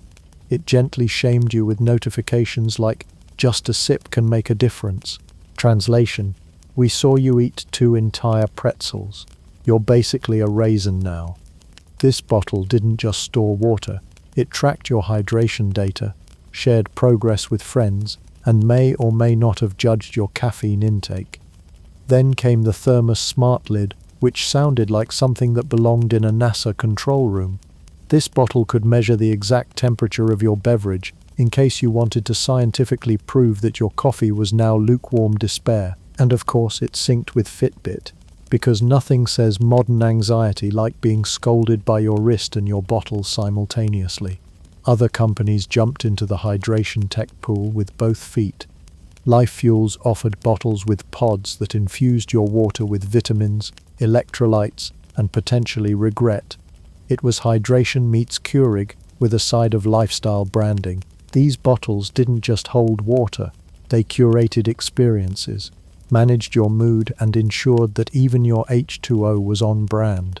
At the more extreme end, some bottles boasted UV sterilization features.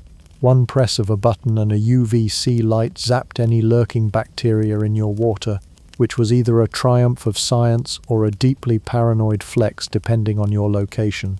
Hiking through remote terrain? Smart. Sitting in an air-conditioned office 12 feet from a filtered dispenser? Probably overkill. Then there was the app ecosystem, because no modern device is complete without a little screen dependency.